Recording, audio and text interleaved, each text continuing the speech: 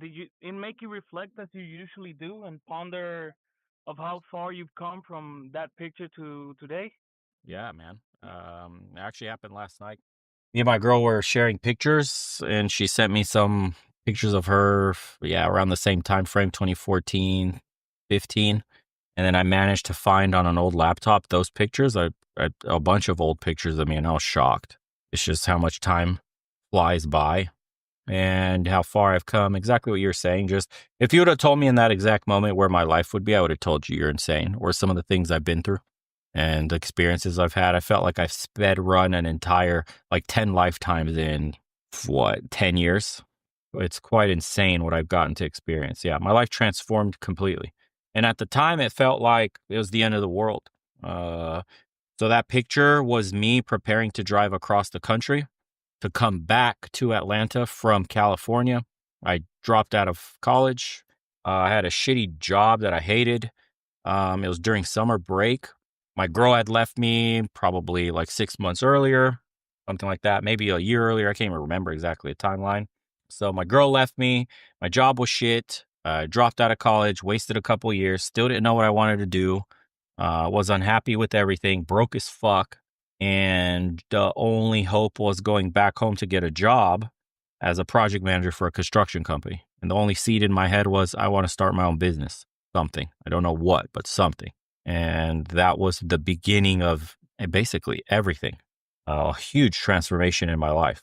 So looking back on that photo, just I had like a memory of sitting on that bridge and just I knew exactly I had a shitty fucking BMW that I was driving that I had just got last minute that broke down on me, actually in Baton Rouge in Louisiana, and I had to get a mobile mechanic to help me. But I was sitting on that, just doing the Golden Highway or the Pacific Highway drive, so going up and down all the way up to San Francisco and down to San Diego, just one last time to see the West Coast before I left. I didn't know when I would ever come back. And I love the West Coast so much compared to obviously the East Coast is garbage. And dude, I was just sitting on that bridge, just stopping by those places where you take some pictures, the viewpoints and stuff. And Mm-hmm. yeah, just sitting there, I was like, fuck, I don't think I'll ever come back here, huh? Like, I don't know how my life's gonna look. I failed here, felt like a failure, felt like complete question mark on what I should do the next couple of years. I lived with my friend that I consider my brother, and I saw what the wealthy lived like, and I was like, all I know is that I need to get there. And what happened was I ended up going backwards, living with my parents again. So it was, I knew it was gonna be temporary, but still, like, fuck, dude, I gotta go back, move in with my parents to the place I haven't seen since I left. It'd been like 4 or 5 years, I think, since I left. And I just had this like overwhelming feeling of you fucked up. You wasted so much money. You don't even have a degree to show for this. Your girl left you. You got nothing going for you. You're just like, it's a hope and a dream that this job works out and you get something going.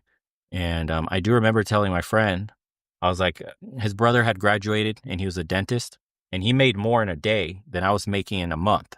He was making more in one day than my rent. My rent was 650 for 650 square feet at the time in a fucked up part of the neighborhood or city I was living in that got broken into within like 2 weeks of moving in. They stole my TV. They stole a bunch of other shit from my place. And that was my welcome to the neighborhood, basically. And I was just thinking, I was telling my friend, I was like, bro, if I think if I move back to Atlanta, I'm going to start a business and I'm going to make in 1 year or 2 years as much money as your brother does. I'm going to have a higher salary than your brother. I have this weird belief, like this weird feeling. I know everything will work out. I told him that. And he's like, super supportive dude. He's really well off. He has a different kind of mentality. He sees like glass half full kind of deal and always was like very inspirational and supportive and was like, bro, do it. Like, if you believe in it, do it. That sounds like a great idea. He really helped me like reprogram my brain from being so negative and always talking myself out of doing things to see it the way rich people do as an opportunity. Everything is an opportunity. And if you wanted to do something, go for it. Nothing's stopping you. So he's like, bro, if you say you could do this, then go fucking do it. What's the point of staying here? He's like, get after that shit. Sure enough, dude, I did. And within a year, I bought a Porsche. Um, Within a year of starting the business, got the Porsche, was eating out. My life was literally transforming um, in front of my own very eyes. And then I think a year into that, I finally visited him again. And I visited him with my own business card that was saying I was like owner of a, remodeling construction company. And I had bought a fucking Porsche and I was like experiencing life. And I remember I visited him for Christmas and I helped him buy his Christmas present for his girl, which was a Movado watch. I don't know. It was like $800, $600. I can't remember. I bought that shit. I hooked it as just a thank you for all the things he'd done for me, how much he helped me just through knowledge, just through mentorship, just through giving me a place to sleep when I didn't have a job and being patient waiting. And like, I didn't pay rent for a good minute looking for a job. He really helped me like a brother would, like family would. So I bought him an iPhone and I was like, bro, this shit, it's on me. I'm making, I was at the time I was day trading also when the cryptos were running up in the first bull run. So I was making over $1,000 a day with business, with crypto, with everything consistently for fucking months on end. And I was like, bro, I'll get you an iPhone. I'll buy your girl her present, get her this Movado watch, whatever. And then like I bought 2 Movado watches myself and like we're just splurging on a bunch of shit. I even ended up seeing my ex who had left me. And we went, funny enough, dude, we went into the phone store to activate his phone with me buying it and shit. And she was the little sales clerk, whatever the fuck that was like activating our phones. And my life had completely evolved. Honestly, she was super turned on, obviously, by seeing how successful I'd become and all this money and how different life was for me and all this shit. Just buying fucking iPhones and all this crazy shit, fully upgraded, all this cash, no problem. And she was saying things about our previous relationship, like what we used to do and shit. Like we used to go to Taco Bell. I remember she mentioned that. And I was like, holy fuck, it's been so long that I don't even have recollection of the guy you're talking about. Like I couldn't be a more different man. I couldn't even imagine myself going to Taco Bell. Like who you're talking about doesn't exist anymore. That's like a figment of your imagination. And just seeing how far ahead I've gotten and how stuck other people were, namely her and a couple of other friends that we had over there.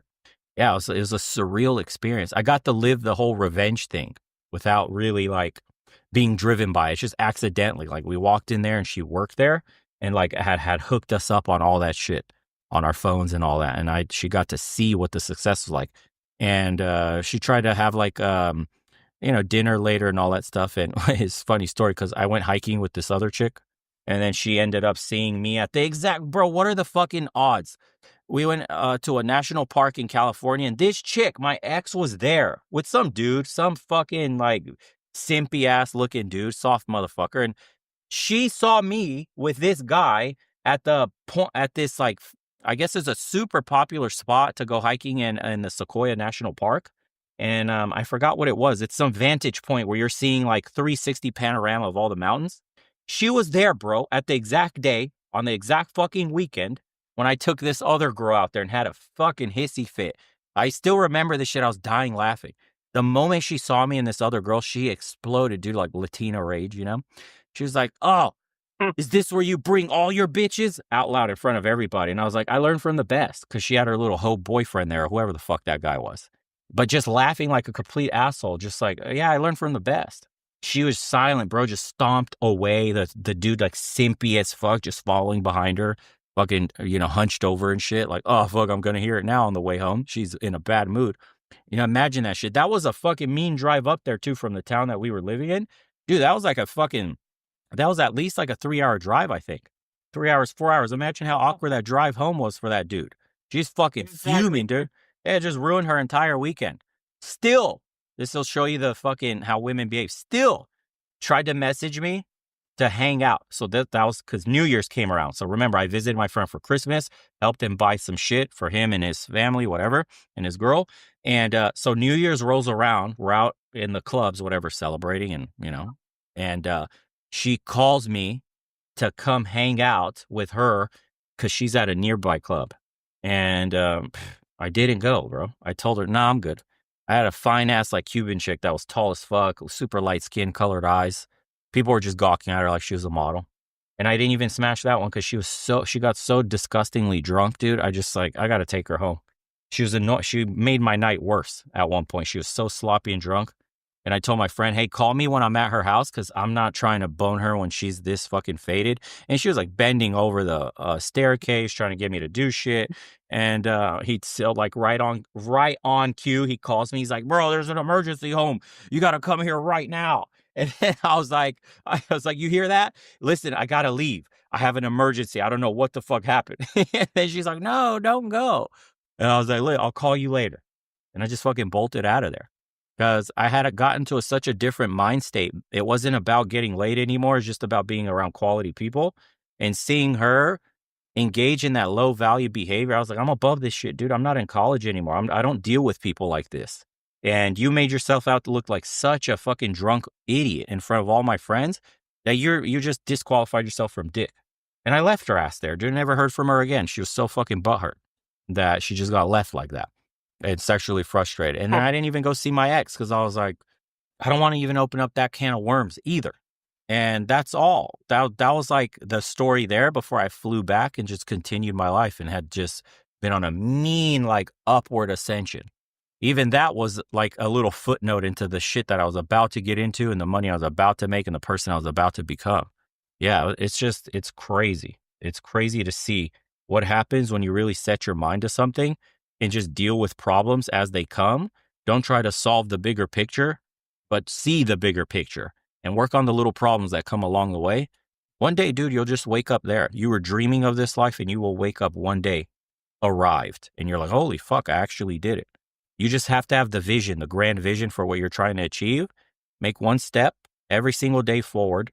And as problems come up, you solve them, all the little problems that come up. Because I didn't know shit about starting a business. I didn't know anything when I was coming back home. Like I said, I was a fucking loser. I was broke. I dropped out of college. I had no money. My dad had to send me money so I could have enough gas money on the way back. And I slept in my car in parking lots because I couldn't afford hotels. So I started at the absolute bottom. And just having that vision of like, okay, I'd like to start a business eventually it was remodeling and construction after working for a little bit for that company. I'm like, dude, I have all the ingredients here to cook up something special. I have, my father's been in this industry for 30 years. That's how I landed that job.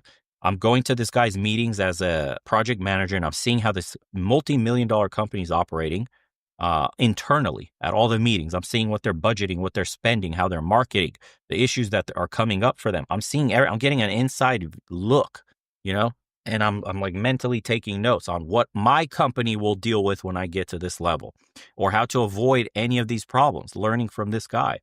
And, I was working double jobs. As soon as I was done with my shift there, I would work on my own. I would start marketing my own. I would go do my own estimates, go do the work on the side myself, on the wall, or send my dad or one of the other workers that, I had under me being a project manager from the other company. I'm like, hey, you boy, because they're contractors. I was like, hey, I got an extra job for you guys if you want to do it. Pays really well. Boom. So I started having all those connections. I put it all together in a neat bow and I had a successful business, spring up pretty fucking quickly and just ran with that shit, dude. And that's how my life changed. That's how life changed in a nutshell. But there were fucking setbacks, there were obstacles, there were fucking issues, question marks on a lot of stuff. But every day I just solved every problem as it came. I had no idea some of the problems that sprang up were going to spring up. Fucking clueless, dude. Life just curveballs you all the time. But when they did come up, I just knew that no matter what the problem was, it had to be better than hating my job in college, broke as fuck, felt empty, had a void in my heart because I was just fucking girls left and right to try to feel something again after being broken up with. And I wasn't making any good money. And I was in a shitty part of town in my little fucking not studio apartment. It was a loft, basically. And my bedroom was upstairs, like open space style shit. And they broke into my fucking place and it's garbage. I'm driving a Honda Civic. I can't save any money. Shit's not looking good. I know I'm not stupid. I'm smarter than a lot of other people that are making good money. What the fuck's wrong? And it was just like, I needed an opportunity. I always had this feeling like, bro, if somebody just invested $1 million into me, I swear to God, I could give them back 10 million. I just need someone to see that I'm capable. And, fortunately I got hired. It was a normal job, but I was able to take, like I said, those little pieces from learning from that company and apply them to my own, and shit works out. As long as you put the effort in and the time, dude, you'll guarantee to be successful. But I don't know. There's a lot of things that stop a man from taking that first leap. You're not worth it. You don't belong here. You don't have the confidence. You think you'll fail. There's a lot of that shit. For me, it was a little rock bottom moment. Like I said, I knew it couldn't be worse than the life I already had. So whatever the problem was, it was better than that shit. And shortly after I started making money, and then I would daydream about the future, making millions, all that shit. And that's what kept me going during the hard times. Cause I was still living with my parents for a good minute while the business was starting up until it got really successful. And I finally got my own apartment in downtown Atlanta in Buckhead in a nice area. And I had my own fucking place. And I didn't have to walk around my parents or can't make noise doing this or, you know what I mean? I have to go downtown to meet somebody for something, whatever. I was finally my own person with money in my pocket. And shit was fucking finally going well, dude. Dating front, money front, business front, life front. But it took a while to get there. And I'm glad everything worked out the way it did. But in the moment, it felt like hell. In the moment, it felt like a complete curse. And I had made a joke about that too. Watch this be a blessing in disguise. I'm like, life's funny that way. I feel like my life is falling apart right now. Like I'm an absolute failure on all fronts. I failed in my relationship. I failed at making money. I failed at college. Literally, I failed at everything. I failed my family by saying I was going to go to California and get a degree and be the first in our family to go to college and all this shit and graduate. Failed on that. Failed on everything, dude. I was like, fuck, wouldn't this be funny, dude, if this is the turning point in my life? It's a blessing in disguise. Sure enough, here we are. I've been listening to you. I know because I'm driving. I finished driving now, but I think I've done it at least 4 times. Yeah, 4 times at least, where things that you have said make me open my eyes. And like that expression that you make when you like an idea bursts up in your head Mm-hmm. with things that you are saying.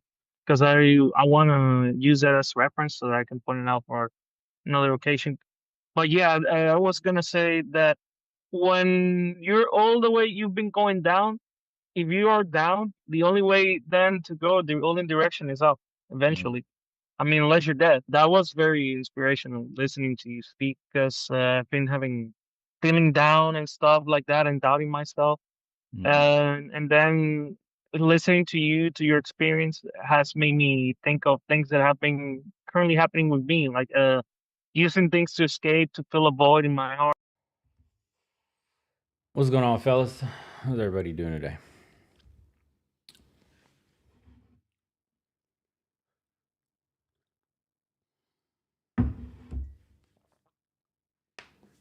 Welcome in, guys. Hopefully, everybody's having a good weekend. What's going on? Good morning, good evening, good afternoon, depending where you're at.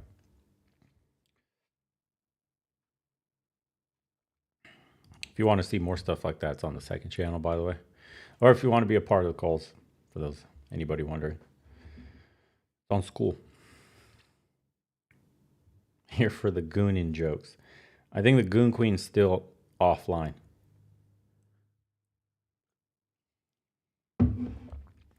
What time is it in California right now? Is it 9 a.m.?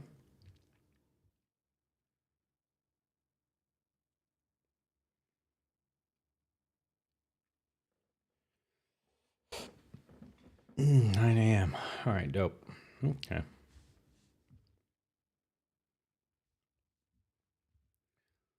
see what's going on in the crazy world.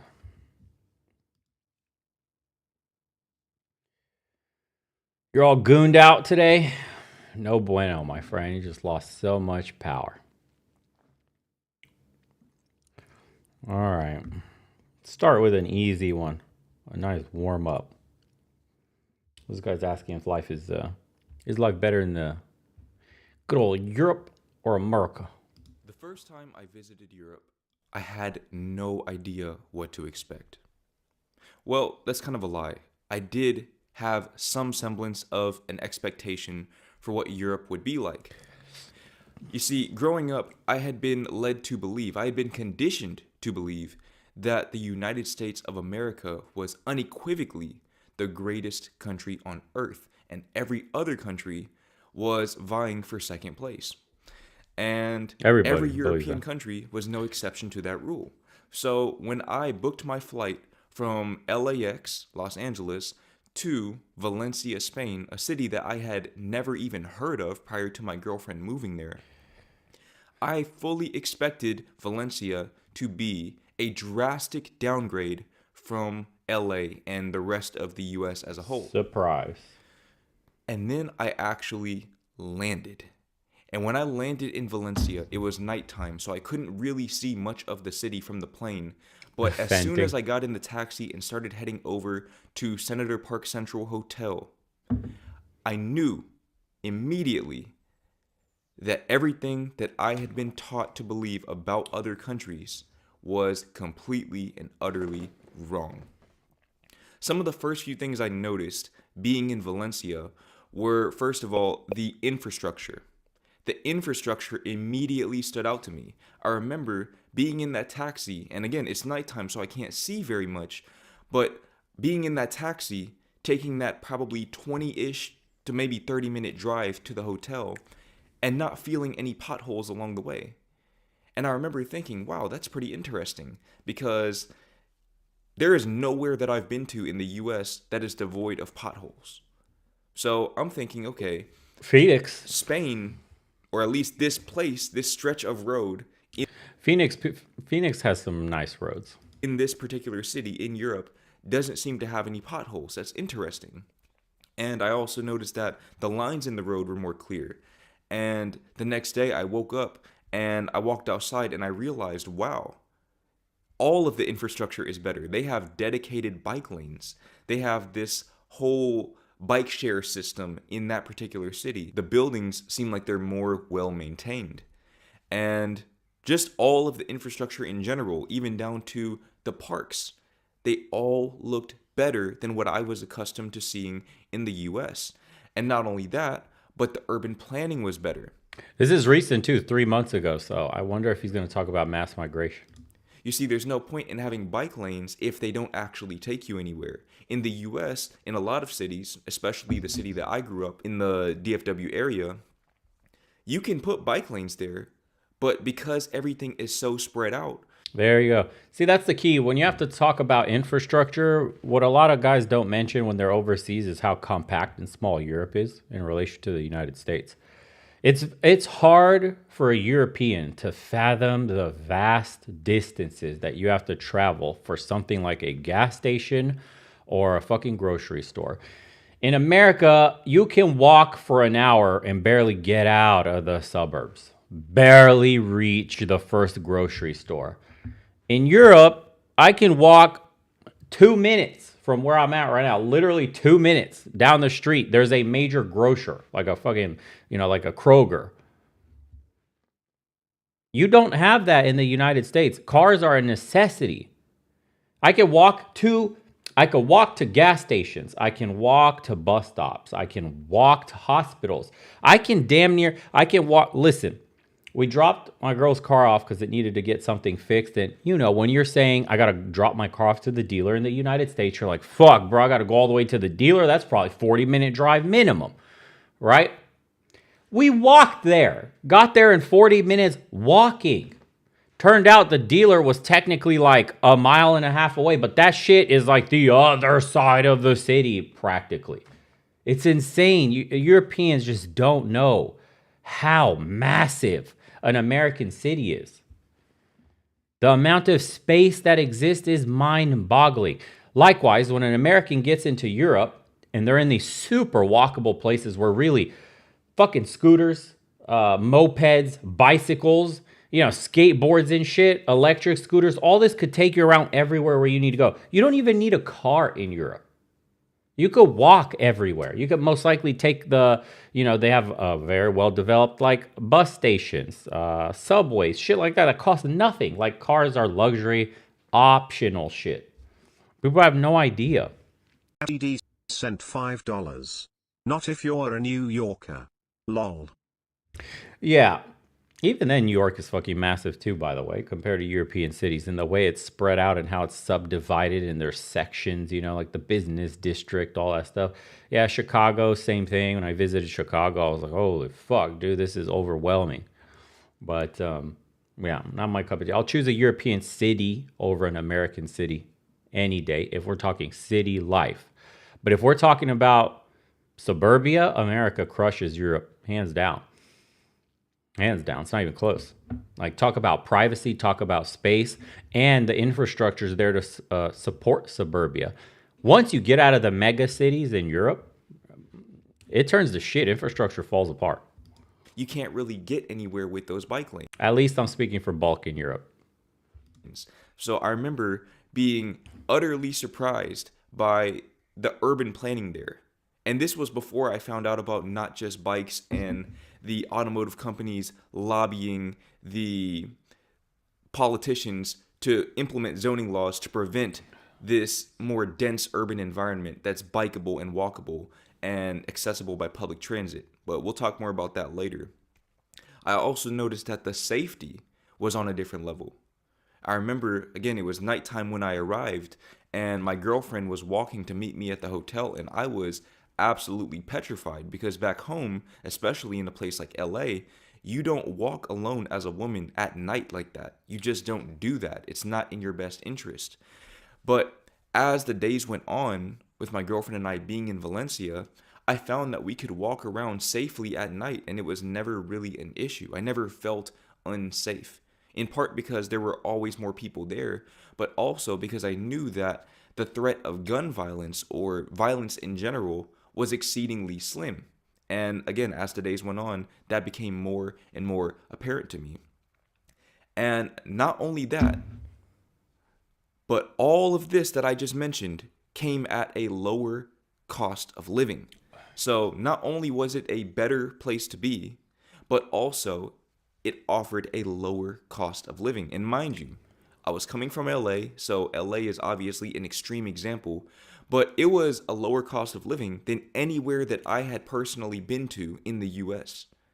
It was a low cost of living and a high quality of life. And of course, for people who live there, the jobs pay less. But for me, I make my money doing this. So I'm going to make the same amount of money regardless of where I am. So as a digital nomad, I knew, wow, I might have been asleep on all of these other areas, because if this is just this one city that I had never even heard of and it's this nice.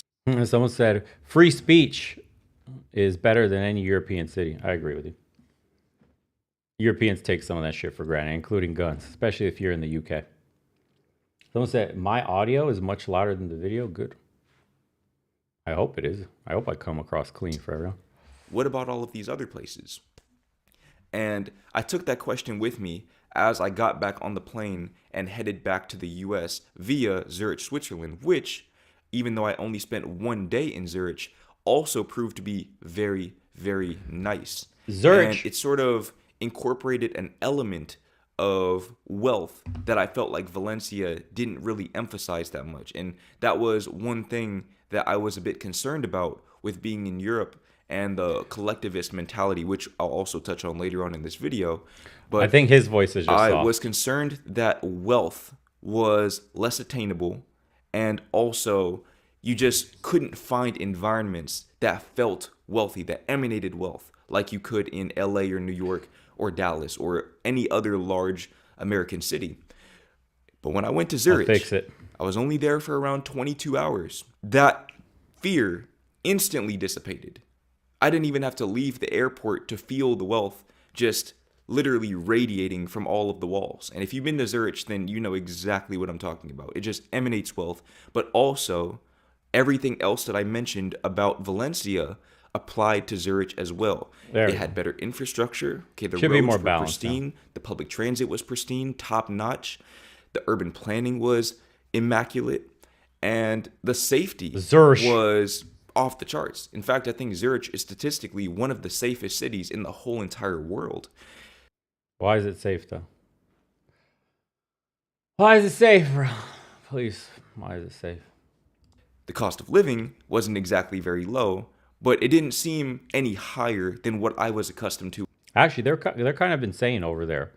Dude, Switzerland, you get fined like 200 something euros if you spit on the ground. There's no public spitting allowed. You also get fined if you try to throw away, like imagine your, you get your hour off from work and you just ate like a sandwich or whatever and drank a bottle of water. If you throw that out in the public bins in the city, you'll get a fine for that. Yeah, I'm not kidding. They fine you for everything. They're very strict, Germanic like, the rules matter, citizen. Do not deviate. It's real.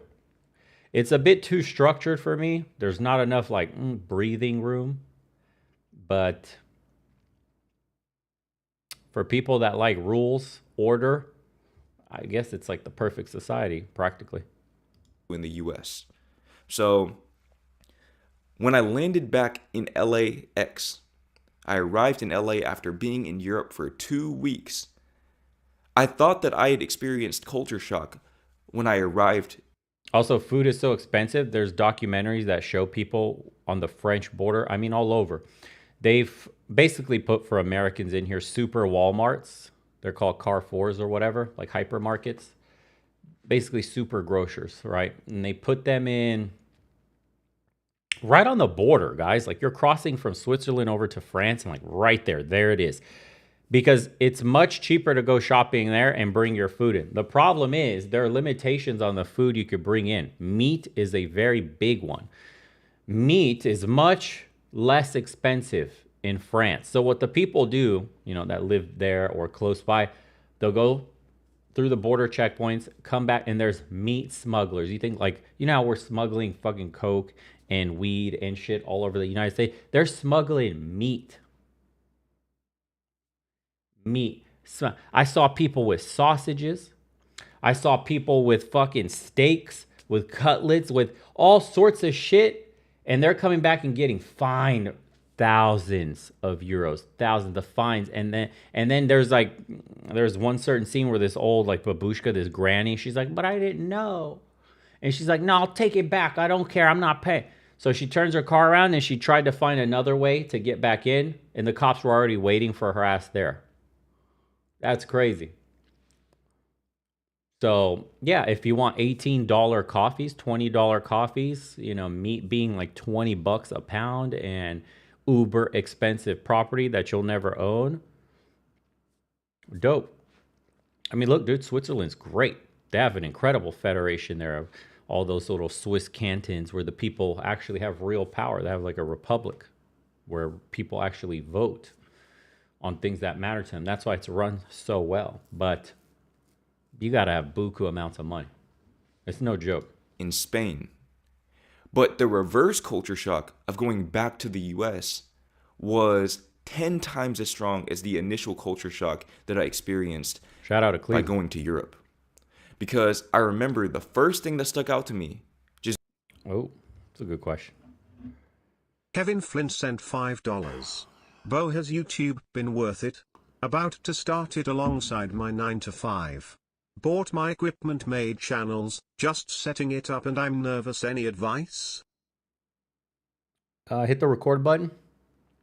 Don't try to be perfect. Is it worth it? Abso-fucking-lutely. Besides that initial investment you made, it's just time you otherwise spend dicking around not doing anything. Once you get off work on this. Eventually, if you don't give up, stay consistent, get better little by little, video after video, it could replace your main job and it'll change your life. It really can. It really can.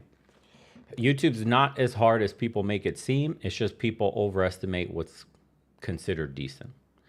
Or I should say underestimate.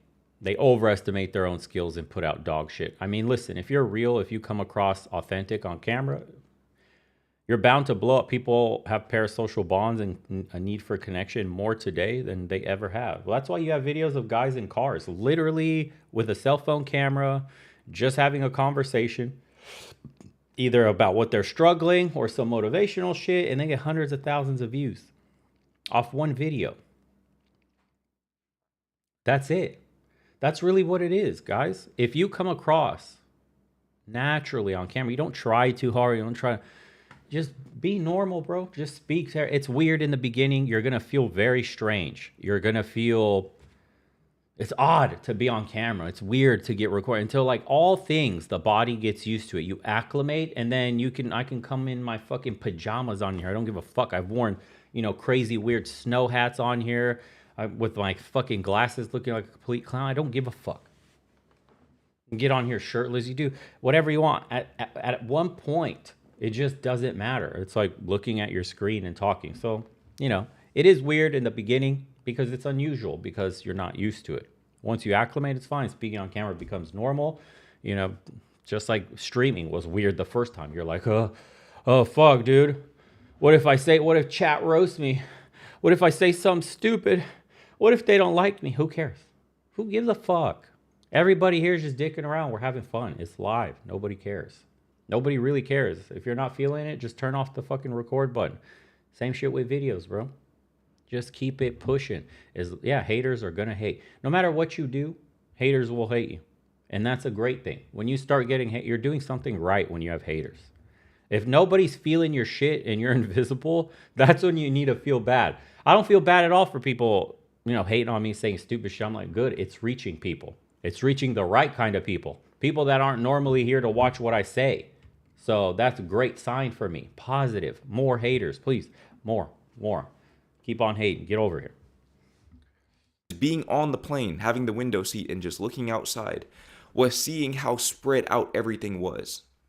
And when I saw that, I instantly knew the urban planning in LA is never going to be as good as it is in Valencia or Zurich. It's never going to be as good because, again, you can add in bike lanes, you can add in public transit, but ultimately, the city itself is just structured in an inefficient way. And it's so built up already that there's nothing you can really do to alleviate that issue within my lifetime. Maybe my grandchildren's lifetimes, but I won't be here to experience that. So I instantly knew, at least in terms of urban planning, the US is cooked. And again, this is before I found Not Just Bikes and realized that this was by intention. Basically, the reason why American cities, especially in the South and the West. Look, I had the same kind of epiphany he did when I came to Europe, and I was like, this way, this is superior. Why don't we build like this in America? Okay. Good morning, Isaac. Aside from the vastness of America, there are some positives to, the suburban sprawl, and the countryside of America. You can buy cheap land in America. Cheap land in Europe doesn't really exist anymore. Sure, it's depressed in some places like the Balkans. You can get some really cheap shit, but it comes with dog shit infrastructure. America is one of the few places where you can go out in the middle of fucking nowhere.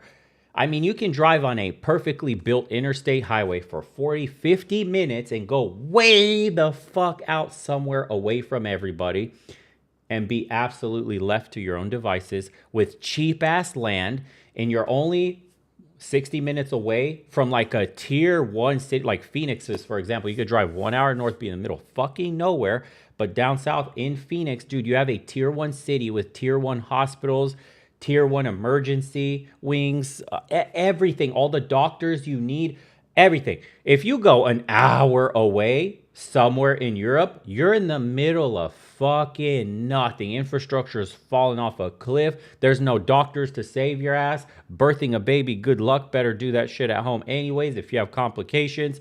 There's barely any stores around you. There's the little corner market and they barely got any food. That shit sucks. Unless you have a weekend house in some villa by the water where infrastructure around you doesn't really matter and you vacation there on some, like, I got some fucking money kind of shit. Great, dude. Europe's still badass for you. But if you're trying to have an actual life and raise a family, but also be within, relatively close of something that would require modern amenities a city would provide, like airport and doctors and, emergency care, shit like that. America's number one. It's not even fucking close. America has such a standard for infrastructure. I know we dog on the cities and it's all kind of shit, potholes and, metal fucking plates everywhere and all that. But the fact is, when you go out into the boonies, the infrastructure doesn't really fall off that much. The standard is still there on a basic level. But you go outside, I'm speaking for the Balkans specifically. I'm sure the Netherlands, I'm sure Spain, and I'm sure Western Europe is really good all over the place.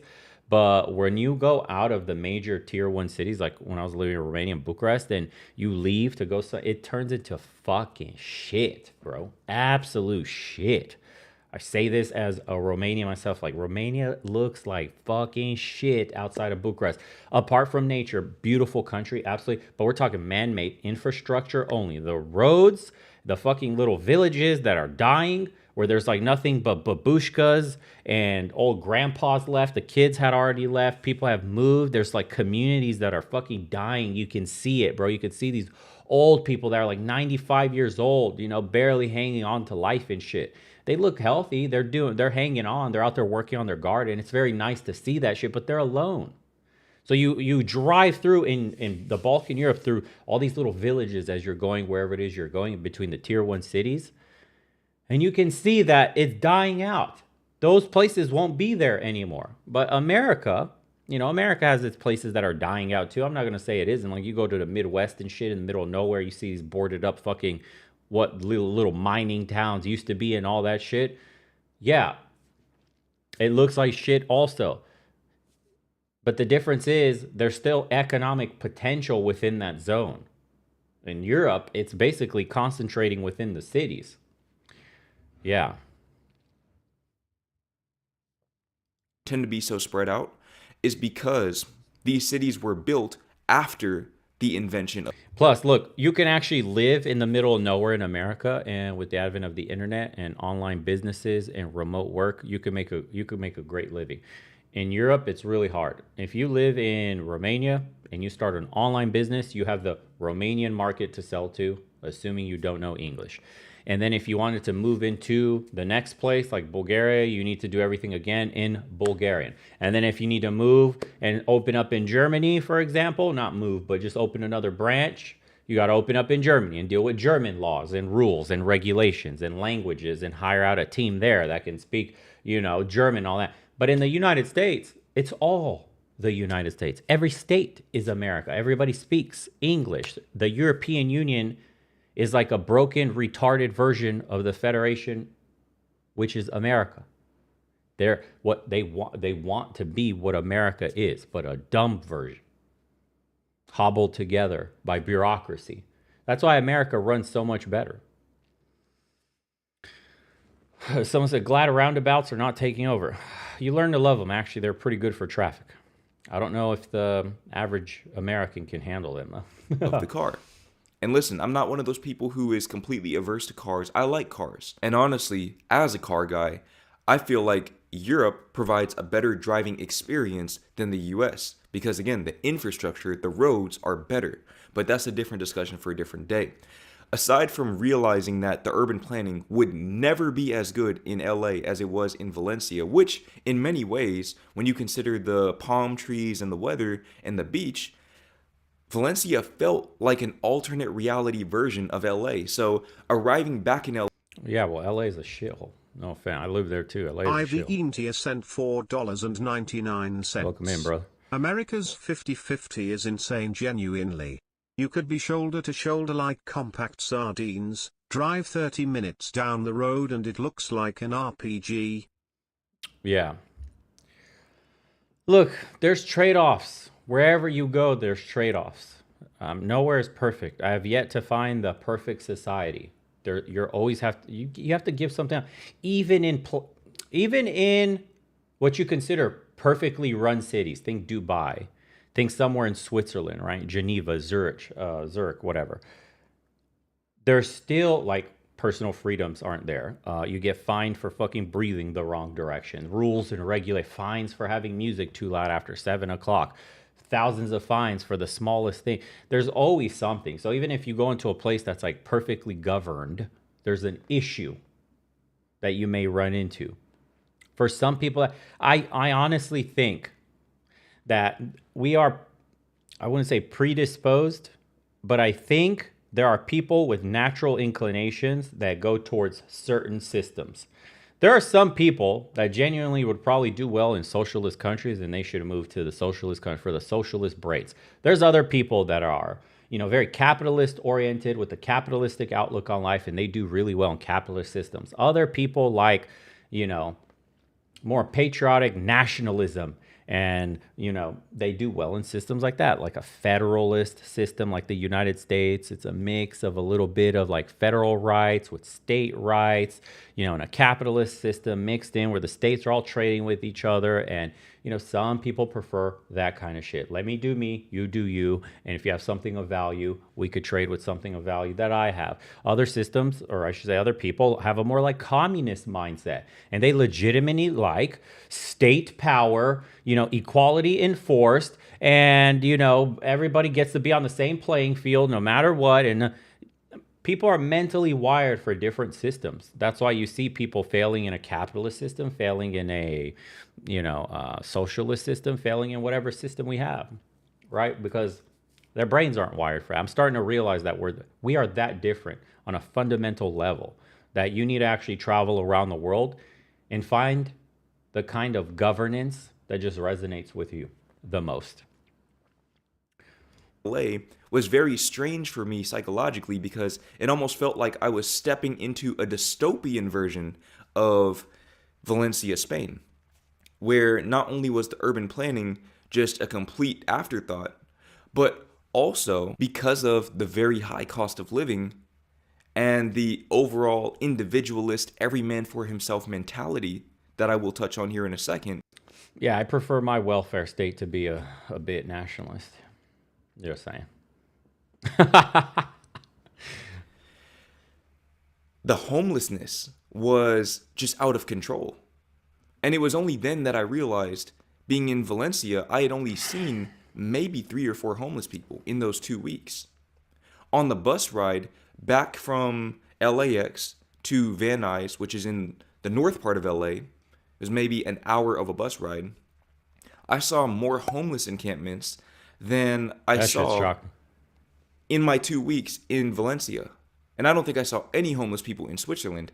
So imagine in 1 hour, I've already seen probably 10 or 20 times as many homeless people because I'm seeing whole encampments on the side of the road with tents just set up everywhere than I did in Europe.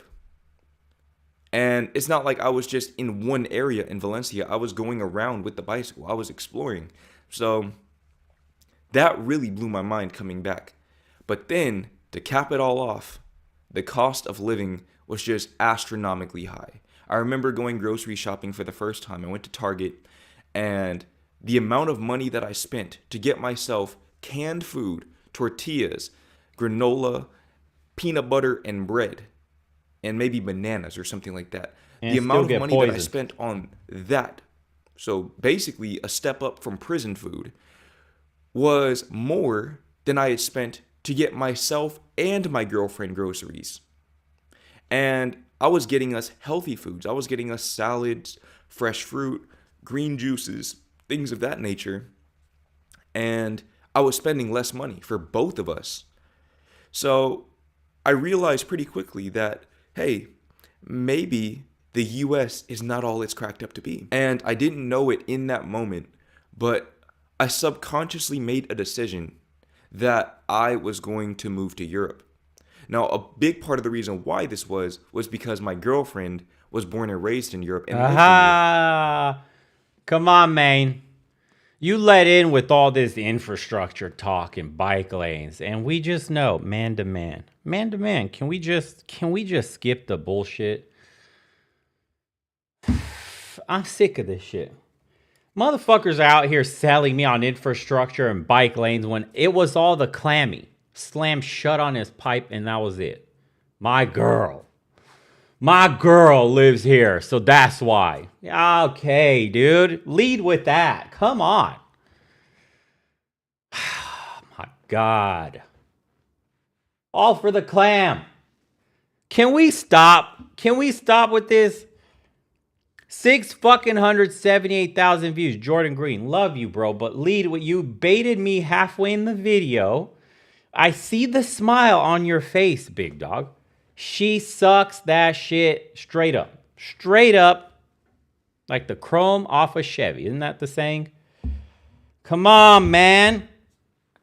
Are we really? big part of the reason why. Look at him. He's smiling. He's smiling. Becky's doing her job. This was because my girlfriend was born and raised Ah, in Europe and lived in Europe.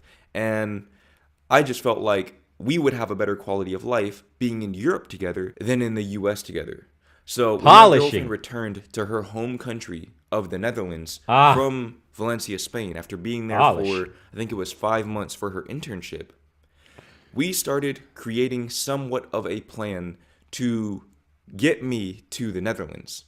Now, the plan was very rudimentary at the time, but just Okay. from our preliminary research, we realized very quickly that there was a direct path for me specifically to go Aha. to the Netherlands, which is where I'm filming this video right now. And that was through the DAFT visa, the Dutch American Friendship Treaty visa.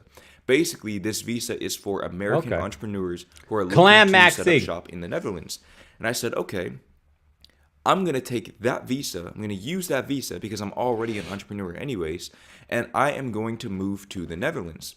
So my girlfriend came and visited me in the US, in Texas. By this point, I had returned from LA to Texas. She visited me for around 6 weeks, and literally the day that she left, I booked my flight to the Netherlands. I booked a one-way flight. And I spent the rest of 2023 stacking up as much money as possible to sort of cushion my fall as I landed in this new unfamiliar country because I had never visited the Netherlands. I had never previously visited. I fucks with the Jerry Curls though. Fresh. Bring that shit back. Cure. I left in 1965. Found a much better life in Europe. Americans have dreams. Europeans have lives. Cool story. Europeans are also broke as fuck. So, listen, I can actually talk shit about both of this because I lived here. I was technically born a Romanian, then lived most of my life in America. So I have a unique ability to talk some shit on both societies. I'll clown on America and Europe at the same time with the truth. Yes, Europeans do have a life. Yes, Americans basically live to work and Europeans work to live. But Europeans work for fucking crumbs. That's the difference. Motherfuckers are absolutely poor in Europe. Poor. They're making fucking 800 euros a month here. Dog shit pay. Yes, fine. Considering the welfare state pays for the rest, they're doing well compared to like an American making whatever the average rate is, 40,000, and that shit, you're struggling in America making $40,000, $50,000. You have to live in a big city, cost of living. It's expensive for everybody. But come on, man. Come on. Visited the Netherlands. All I knew about the Netherlands was what she told me about it and what I saw other people say about it online. So people like Not Just Bikes, for example, because when I arrived back in the US, I was curious to see why the urban planning was See, we got them in the chat. Eurobros, tell them in the chat. This guy said, what is that? 500 a week take home. 500. That's wild, man. 500 pounds? Is that what that is? Fucking hell. the way it was. And what I realized from watching Not Just Bikes amongst other people was that, again, the automotive companies had essentially lobbied politicians to pass legislation that prevented mixed use zoning. So in Europe, the way that things are structured, you're always within walking or biking distance of the things that you need. Something like a food desert is pretty much non-existent out here, at least as far as I have seen, especially here in the Netherlands. I have never seen a scenario where you are far removed from all of your basic necessities. I am in a very small Dutch town, a town of about 12,000 That looks people. nice, actually. And I have no problem with biking to the gym, That looks to nice. the grocery store, multiple grocery stores, pharmacy, anything else that I might need. I can get there That actually looks very, dope. very rapidly within about a 5 to 10 minute bike ride. And that's being in this small Dutch town. Whereas back home in LA or in Dallas, these are very big cities with over 1 million people each. And you can't really bike to these kinds of places because the infrastructure just doesn't exist. And the layout is not conducive to that infrastructure, even if people decided to build it. So, again, Now, He's in love, bro. He's got a nice tight clammy. He's happy. You don't got to make much money. He's doing well. You know, Netherlands is very well developed. They speak English there. It's much easier to, get around town when, English proficiency is so high, and you got somebody there that can help you all your paperwork and, all that shit. Yeah, the Dutch clammy.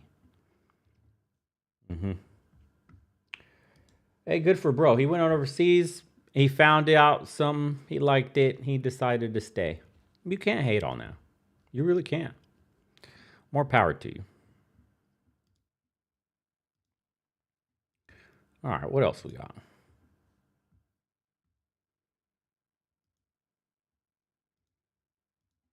Well, let's do this. I'm skipping around through this, but it's a short one. There's these weird videos, dude, that are like 100p. This is what I mean when I say you guys can make anything happen. This 100p video here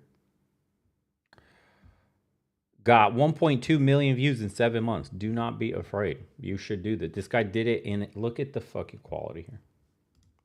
Someone who doesn't have a lot of friends. Like, I don't have like a lot of social relationships. I have a couple of friends here and there that I talk to occasionally. Says thoughts on social isolation, boys. But I don't have any consistent IRL social relationships. And most of my friends are online. And even then, we don't really talk very often. I don't have like friends that I hang out with online every day or frequently, right?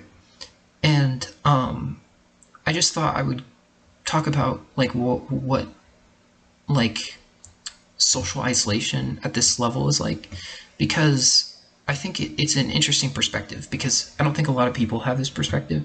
Maybe there are a lot of people, and I hope that someone in the comments can talk about their experience with. Ivy Intia sent $4.99. I take home $650-ish after tax working beneath the golden arches. If not for mom, I'd be homeless. It was the drive to help my family that led me here. Good job, brother. There's absolutely nothing to be ashamed of about the golden arches. You're taking home a paycheck and you're helping out family. Hats off to you. That's what a man does.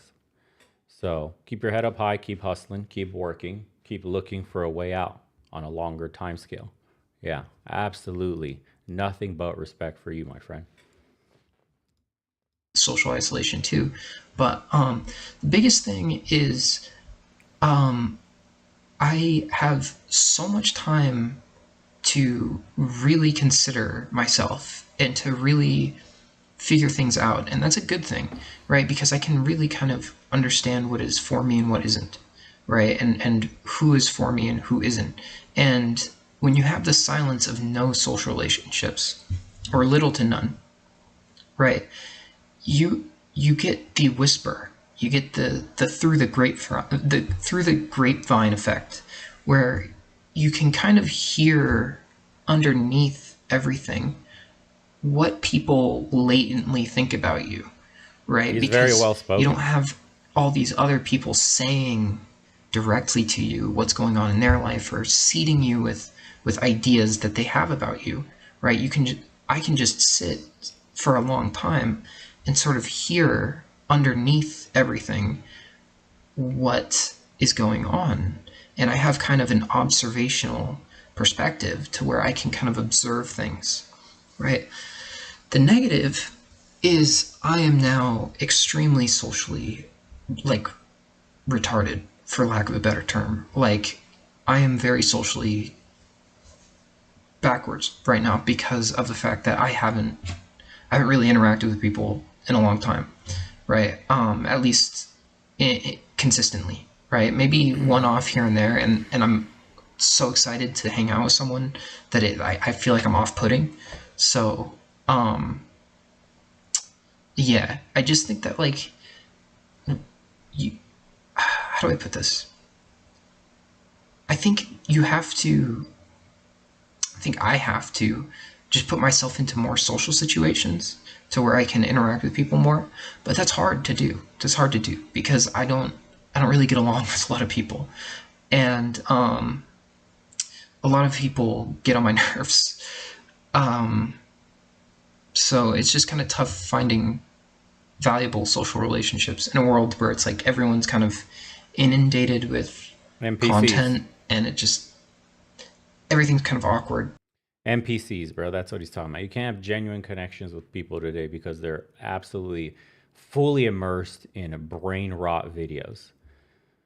I can't begin to explain to you walking around here, going to the parks and seeing what the kids are watching, listening to, even the adults. And it's just like, okay, for example, streamers that are traveling the world and, you know, doing crazy shit, stunts, and what do you even say? It's just like brain rot content. You know how, what was that? That Jersey Shore. There you go. Jersey Shore. You guys remember that shit? Okay.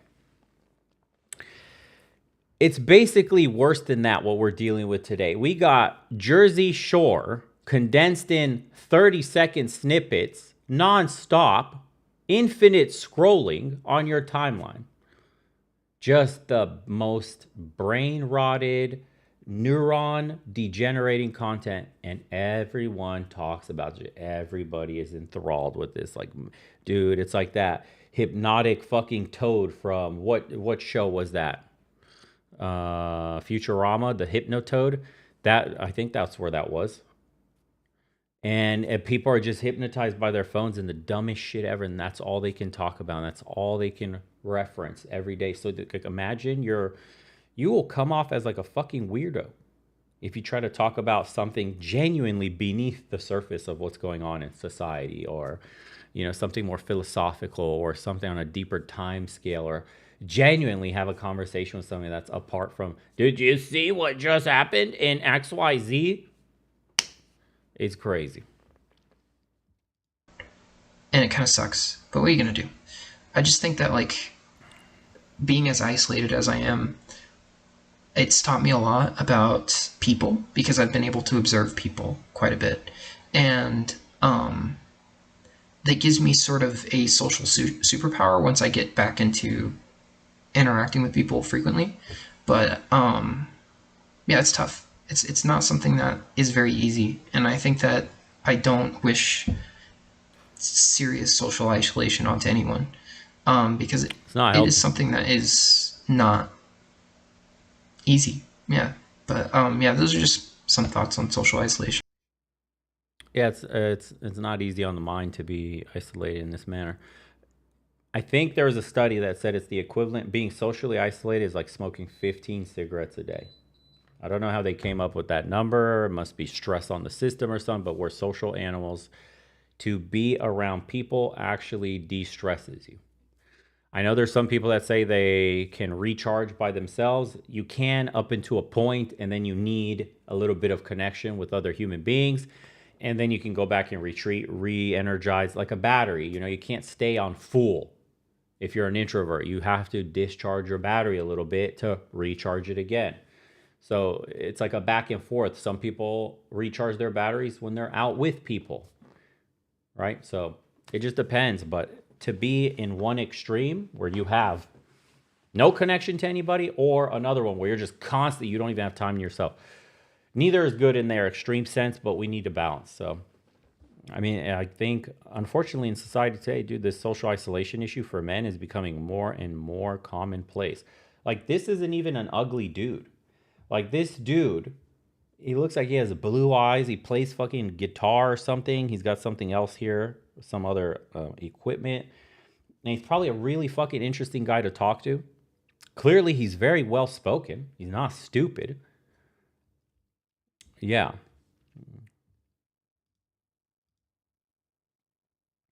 Yeah, one of the comments said Moggin and 180p is crazy. It says, you know you're cooked when YouTube starts recommending these kinds of videos. Yeah. 1 second, boys. I got to answer the door. We'll start the next one.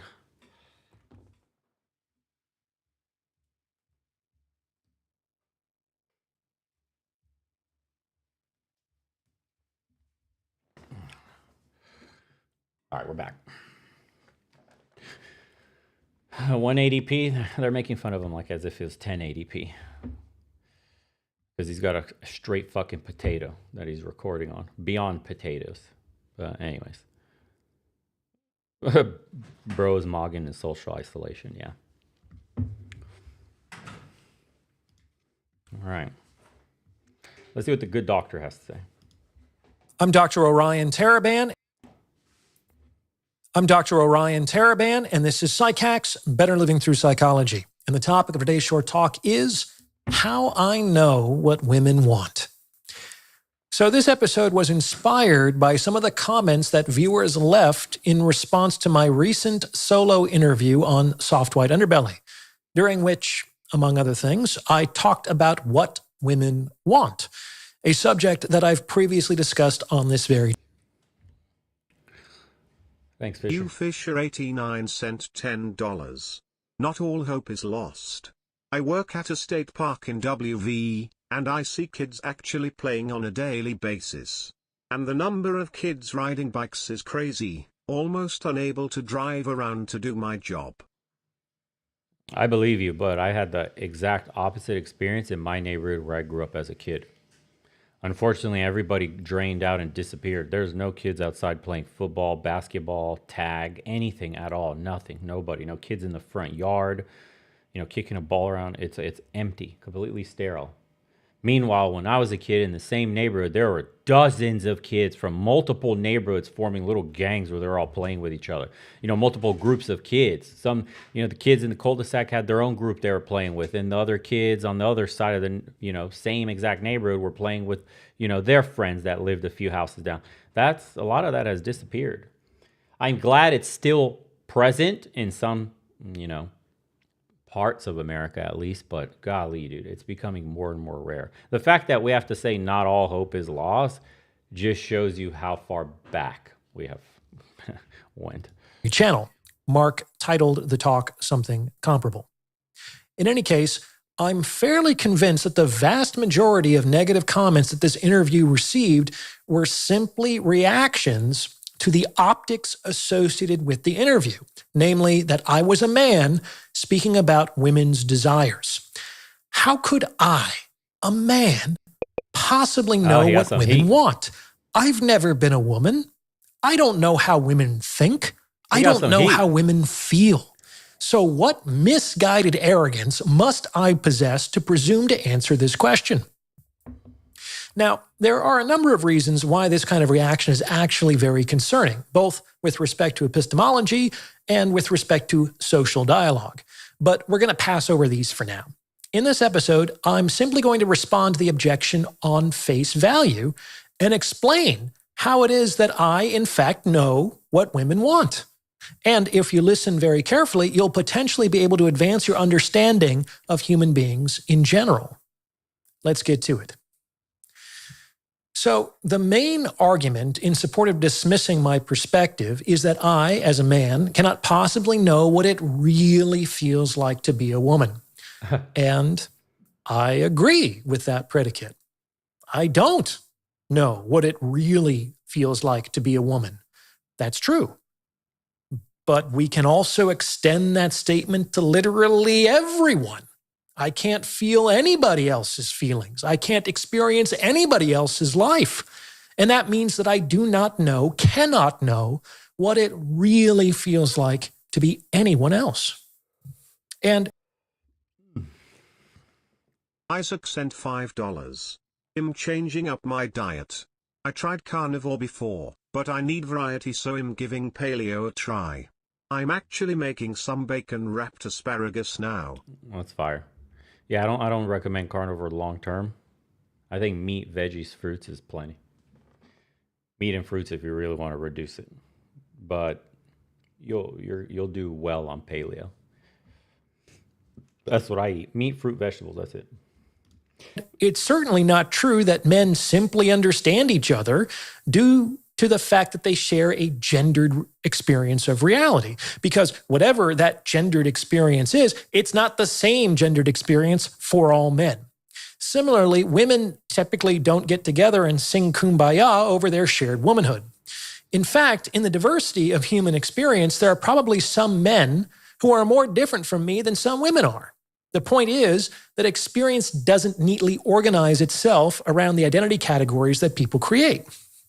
But none of this matters with respect to the point under consideration.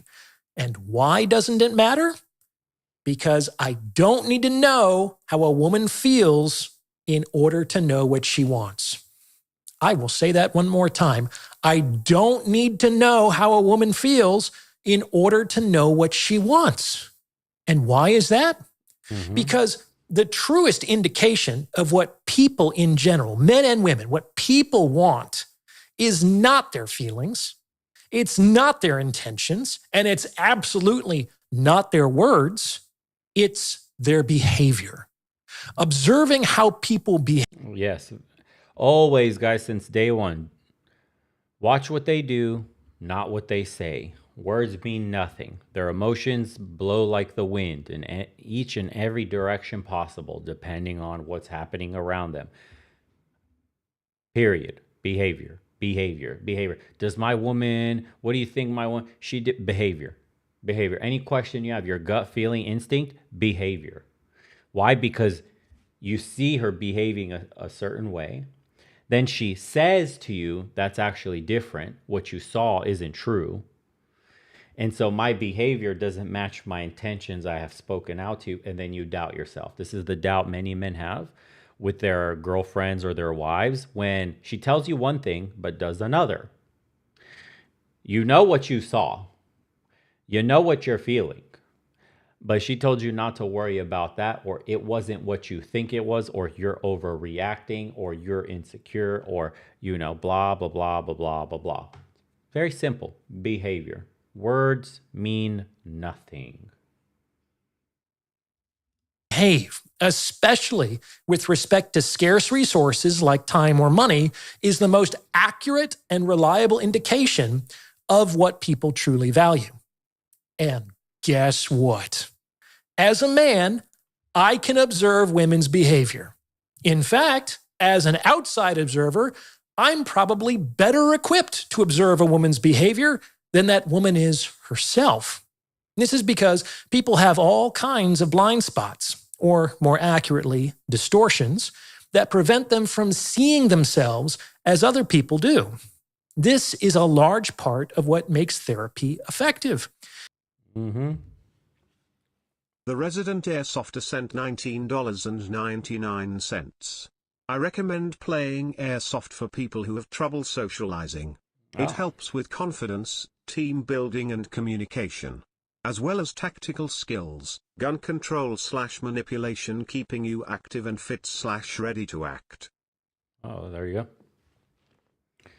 I've only ever done it a few times. It was fun as hell. Another one you could do is an MMA gym. Yeah. That's good advice in general. Men love to do action-oriented activities together. Why not start with something that may be fun for you?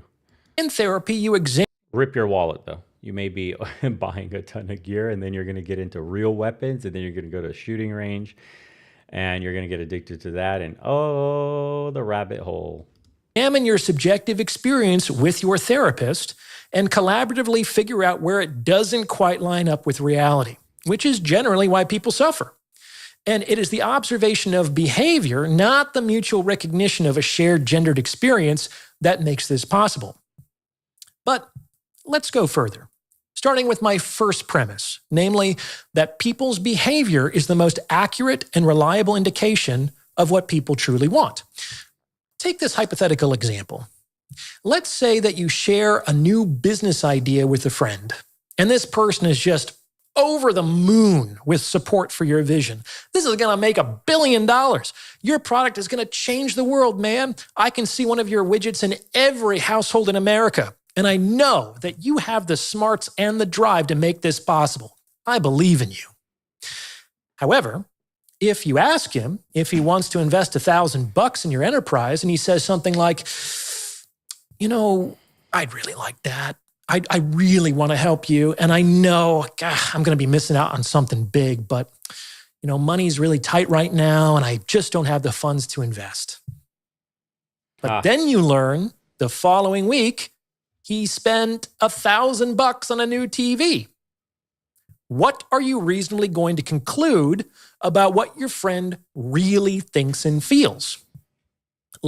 He has a really good way with analogies that makes it, dissectable for the average person, because he has a deep understanding in order to be able to dumb down a concept like this for people, especially how you have to dumb it down for mainstream, like women that will always attack you. His concept is simply brilliant. What would you think if you had someone invest in you and they told you, listen, your idea is great, but then I went and bought a TV later. I don't have the money to invest in you, but I'm sure you'll do fine, And they just invested with another company who probably had a shittier product overall. But vibes. But it was the vibes. But that company, that CEO, he gave me the vibes. His sales pitch was better, aka bigger pipe, 6-pack abs, taller, more money. Yeah? So then you stop listening to what they say to your sales pitch and you start to pitch what actually sells. It's actually that simple. That's called treat them mean to keep them keen. That's how that happens, right? This is how men learn. Like, if you still believe that he doesn't have money, if you still believe that he thinks your business idea is good, and if you still believe that he wants to support you, you are a fucking idiot. His behavior indicated quite clearly that he believed a new television would generate more value for him than your amazing investment opportunity. Now, he could also be wrong. That is, you might actually have a good business and getting in on the ground floor could be the wisest decision of your friend's life. Like, what would your life be like today if you bought 10 Bitcoins 15 years ago? Mm-hmm. But you would. Or invested in NVIDIA. Mm-hmm. Rex sent $9.99. Thank you, bro. Love the content. I'm a first-gen student in a pre-law program, and I find that most lawyers and law students I've spoken to are majority women.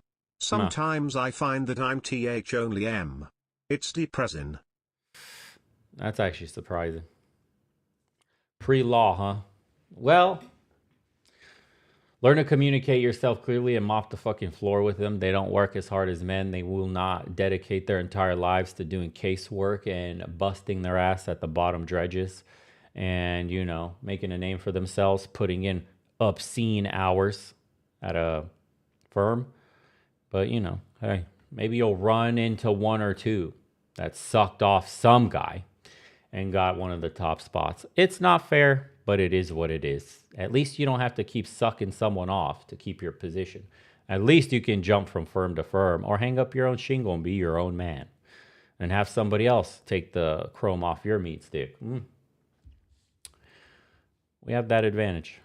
Still be a fucking idiot if you thought your friend actually felt that way and bought the TV instead. I was thinking the same thing.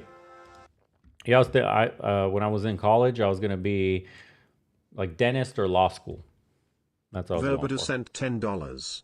I'd quote the video submission system is here, but would you care to check out Lord Miles?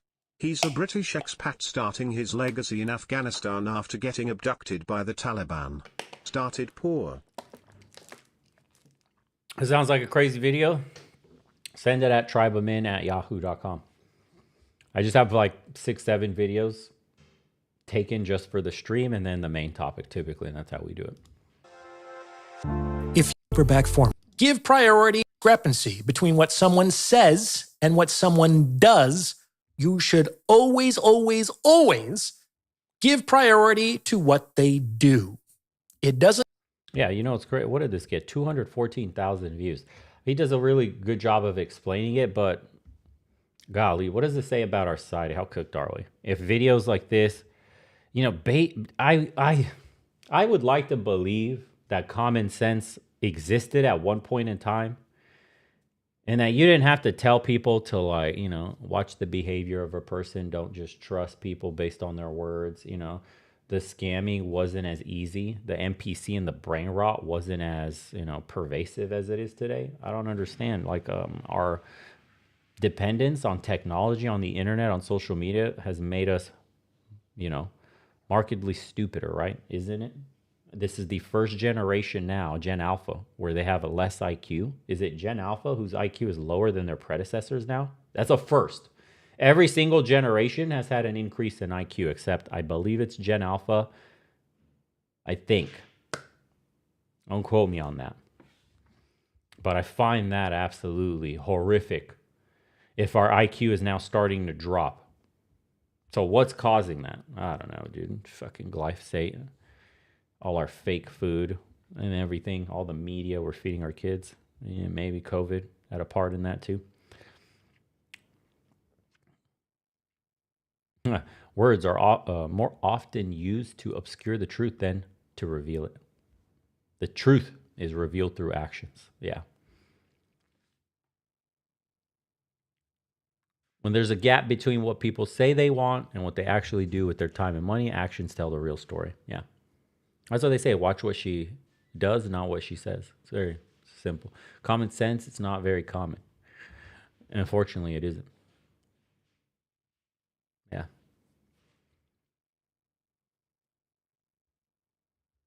It's insane.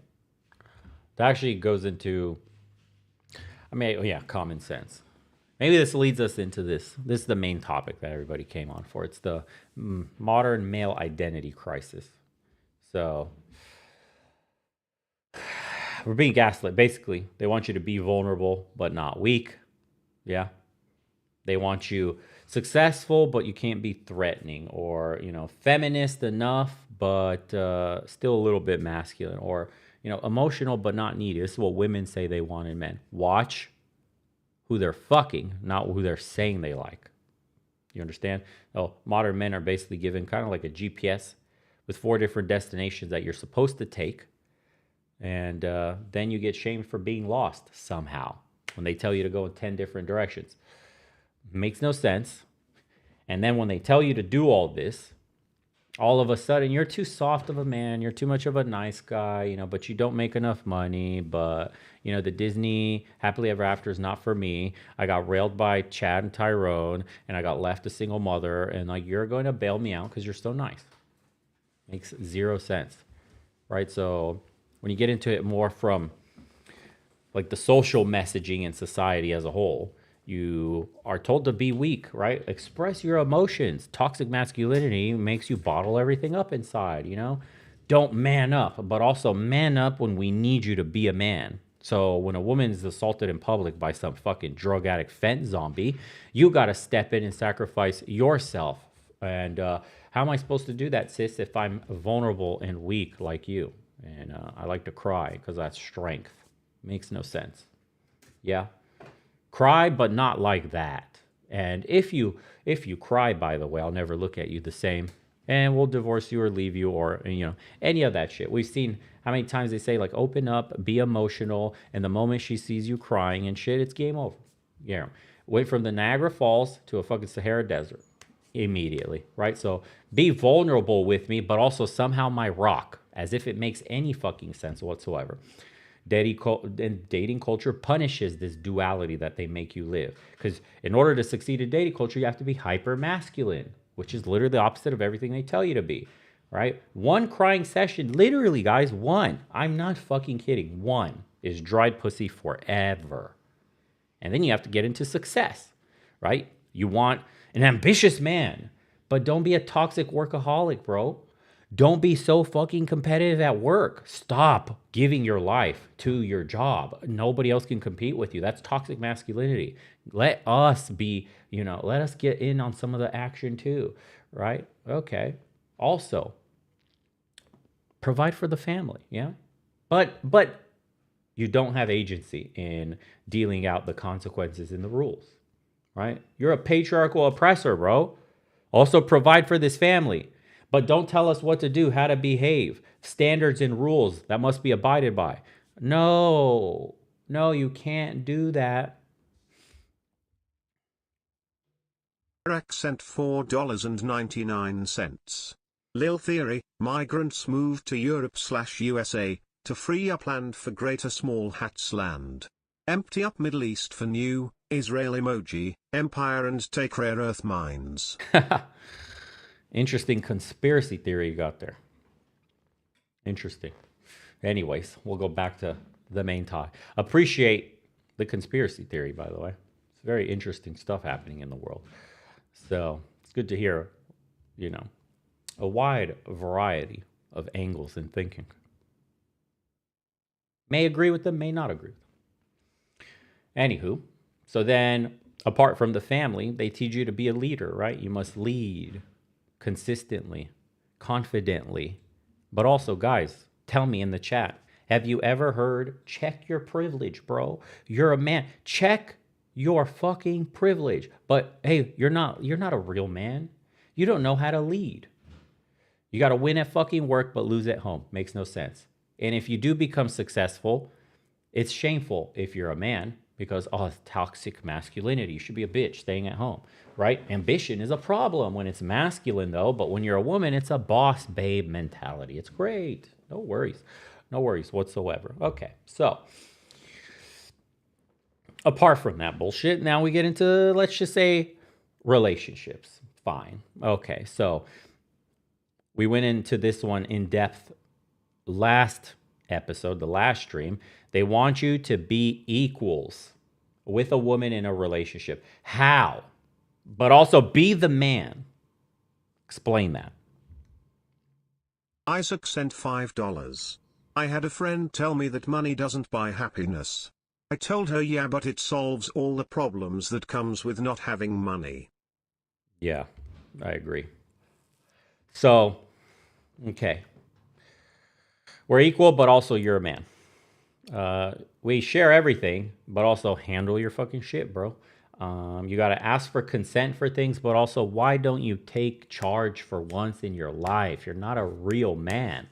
You get mixed signals constantly. There's no consistent rule book that you're supposed to follow. It's all very vague, and they do this on purpose for confusion and power. And failure is often guaranteed somewhere in your relationship or your marriage because of this, right? Modern masculinity is like playing Simon Says, where Simon has multiple personality disorders. It makes no sense. This is why men are checking out and they don't play the game at all. So what is the source for all this confusion? Well, you have multiple competing authorities. For example, traditional messaging for the father and grandfather. What are they? The traditional man was strong, silent types, and that's considered ideal. They held their provider protector role.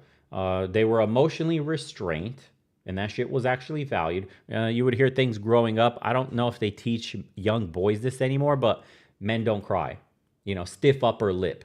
You take care of your family. You're the rock for your family. You guys remember that? Some of the younger guys in the chat, if you're here, actually that's considered toxic masculinity today, because the progressive messaging from media and education, especially school, is that toxic masculinity is everywhere, that traditional roles are actually oppressive, and that you must be some form of a feminist ally because, you're told masculinity is toxic or harmful in some sense, and you have some sort of privilege endowed by birth because you have a penis in between your legs, and you must center a woman's voice, whatever that even fucking means. They don't know what it means. They can't even decide what fucking breakfast to eat or what dress to wear and what shoes to put on. And you're supposed to center their fucking voices.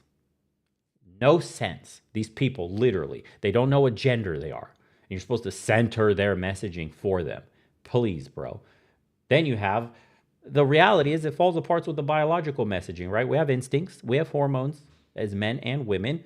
We'd like to compete and dominate. We'd like to protect territory. We want to pursue. We want to provide, right? Testosterone flows in our veins. We demand action, an action-oriented life. Competition feels normal for us. Even when you do something as like far removed from masculinity as possible, like gaming, where your mind is in a fake world, where does a man go? Competition. Sweaty ass fucking matches down to the last wire and shit, where dudes are fucking, they're putting in heavy work. It's like they're playing like clan matches and shit, team games, and they still get sweaty. You're playing a game, but it got sweaty because men are naturally competitive. Not all men are just logging in with their feet kicked up, just dicking around. Even something considered a game is taken at a competitive level by men. It's natural to be this way. Hierarchy, it makes sense for us. We form little hierarchies. Who's the best at what? And then they take the lead. And if this guy's the best at this, he takes the lead. And in general, we form a little hierarchy where we know who's at the top, who's at the bottom, but we still respect each other in our hierarchy.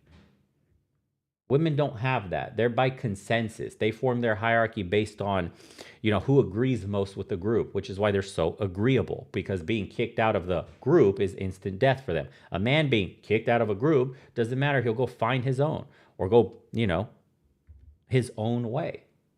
Ivy Intia sent $4.99. I got both. Can't even cry alone. Be soft coming from a girl bent over by someone who isn't. Y'all are hilarious. Thank you, brother.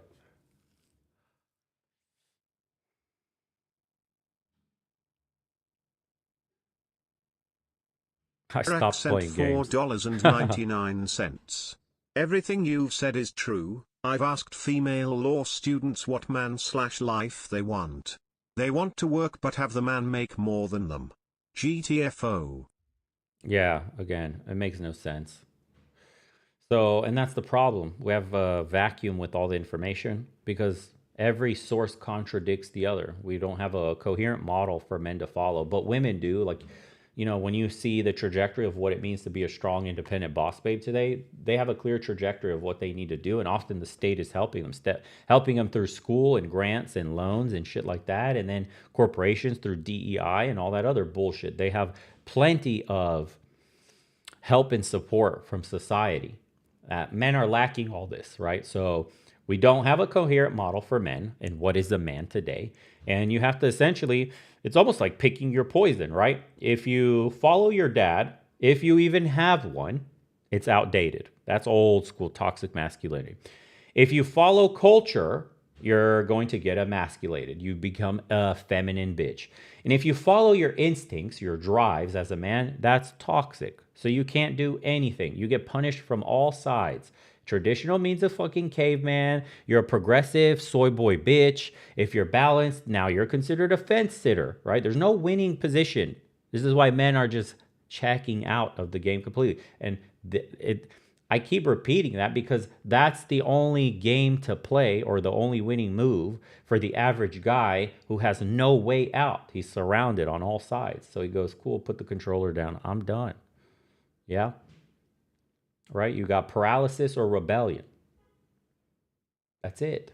That's it. That's basically your only move is to be invisible. And that's the goal of society. That's how they're working to cuck you. Right? And then we have the expertise problem. It's like, how do you fix all this shit? The experts are mostly female. And then male experience is dismissed. The red pill is perfect of this. The red pill is considered extremist ideology. Toxic, misogynist circles, the manosphere. When men teach men with experience, that shit is toxic. But when you got dating coaches that are female telling men how a fish is telling you how the fish should be caught, isn't that rich? And guys literally believe and will pay for female dating coaches who think they're going to get the correct information on how to catch the fish. Stupid. It's never made any sense. You want to learn to be a player, you ask a pimp. You want to know how to catch bitches, you ask the hoes. That's where you get your real game from.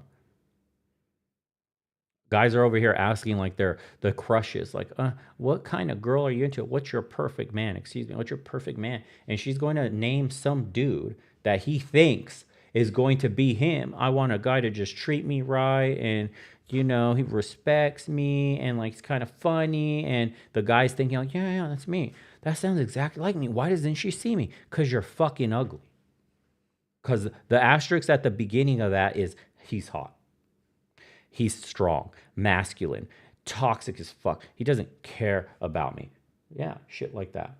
That's what it is. Right? So, we're probably, well, we could say what? We live in a world of theories. Hardly any practitioners today. So, most therapists don't understand this problem. The academics never lived it. They just read books and theorize on male-female relationships, and the media profits over this kind of confusion too. So we're the first generation of men raised by women and taught masculinity is toxic. And then they wonder why we're lost. No surprise, guys. And so you get workplace confusion too. For example, there's like leadership expectations, right? You're supposed to take charge, but also collaborate. And they want you to be decisive at work, but also somehow inclusive and not hurt any feelings and, drive results, but care about feelings, right? How does that make any sense? So the old rules get you fired if you're in that competitive workplace, like think 70s, 80s corporate America. They've basically neutered the corporate America of today is a feminine hellhole. That's what it is. The new rules get nothing done. There's no productivity. And success requires, being both somehow. Being, in this new feminine state where HR can get you fired, but also like you're not too productive and overbearing with your workmates and too competitive and making everybody else feel like shit because you get 10 times the work done. Makes no sense. So you have to play this pretend office politics bullshit, right? So you have a form of like interaction paralysis at work.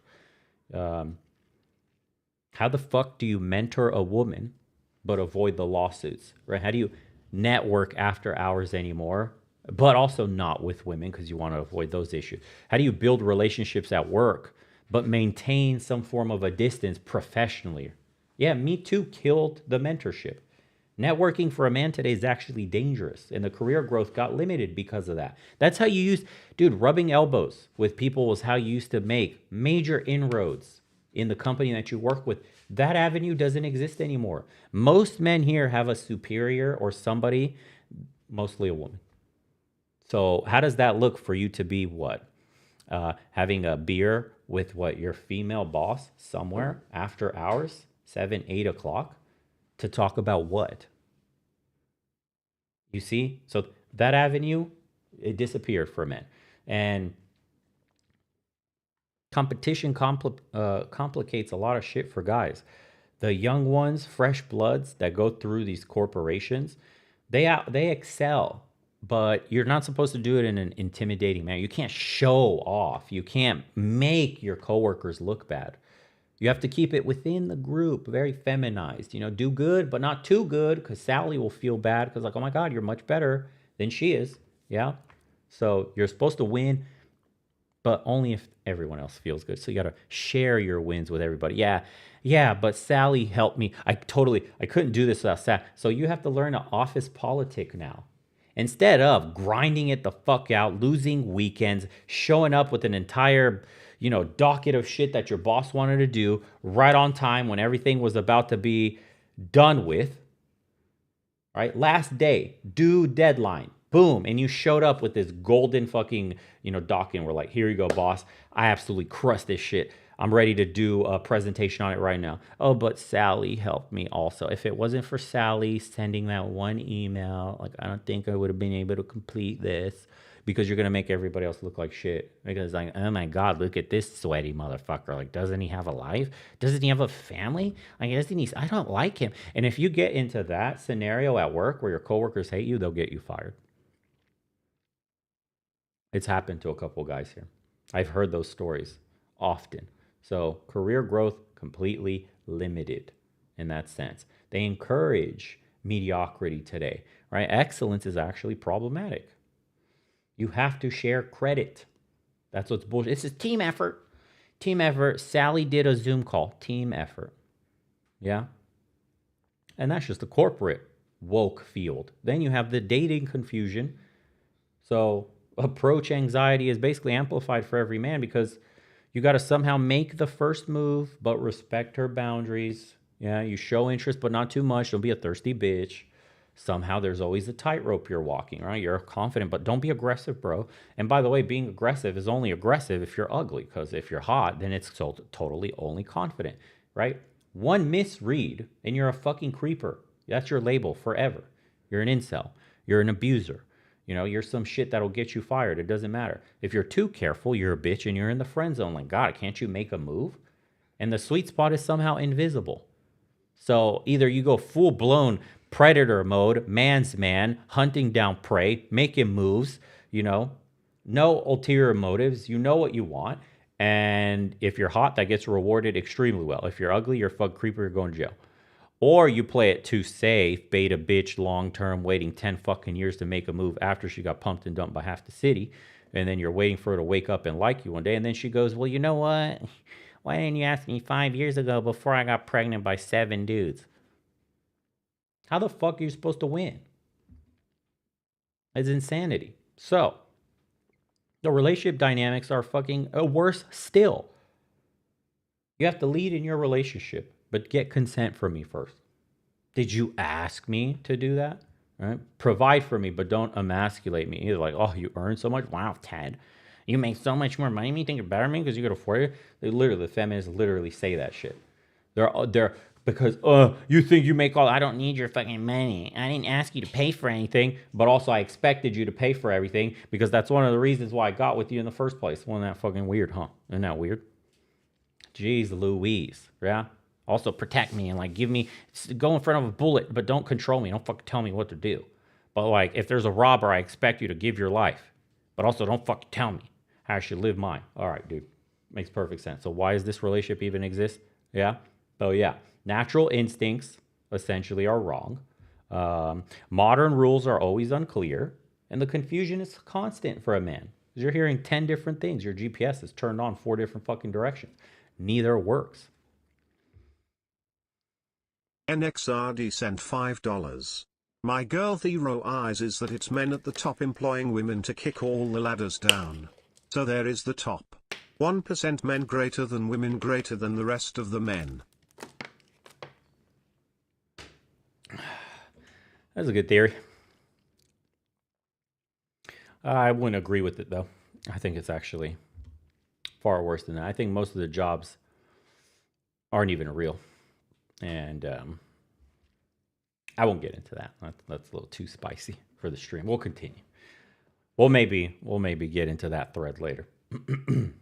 So we'll move on. We'll move on into, AI is going to have a field day with women's jobs. But move on to sexual expectations, right? That's the next part of this. We talked about it in the last episode too, when we were going in on, good D, bad D. So you want to be dominant in bed, but if you're with a progressive woman or a feminist, you must get verbal permission for every fucking thing you do. And you got to somehow last forever and actually knock her shoes off, but also be vulnerable and like open up. Yeah. And somehow know what she wants in bed, but don't fucking assume. You rapist. Yeah. Because porn tells you one thing, she says another, and reality is often different entirely. So it feels like you need a fucking PhD in gender studies, in law, and a fucking crystal ball just to ask someone out today. That's your magic combination. Yeah. You need your own Palantir. Shit. So, or what was the other orb that other white wizard had? There's Palantir and there was something else. He had like that little Eye of Sauron ball, or was that the Palantir itself? I can't even remember. I haven't watched that since it came out. Dude, that was an epic. Yeah, Palantir, and I don't know what the other one was called. Maybe chat knows, I'm not sure. Anyway. So let's deconstruct how masculinity actually became toxic, guys, and we have to go back. And someone said there was no other one. I swear to you, there was one more orb that gave you some sort of ability. Maybe there was just the Palantir. I thought there was one more. Okay. So if we go back pre-1960s, what was the masculine ideal? Okay. With clear expectations, by the way. You were a husband, you were a father, you were a provider, period. And you're expected to, or at least be a part of the community in the form of leadership or protection. And stoic strength was something that was admired in every man. We all had a role clearly defined. Society supported it. Men all around had purpose. And the social contract was simple. You work hard, you get married, and you support a family. And loyalty was rewarded with security. You had a pension. You had a company that kept you for 20, 30, 40 fucking years. And respect, you actually got to earn it with duty, right? Clear paths were available for you. Achievement was recognized. And your identity was stable. And then you had a structure of meaning too, right? Like church. That provided men with a moral framework, man.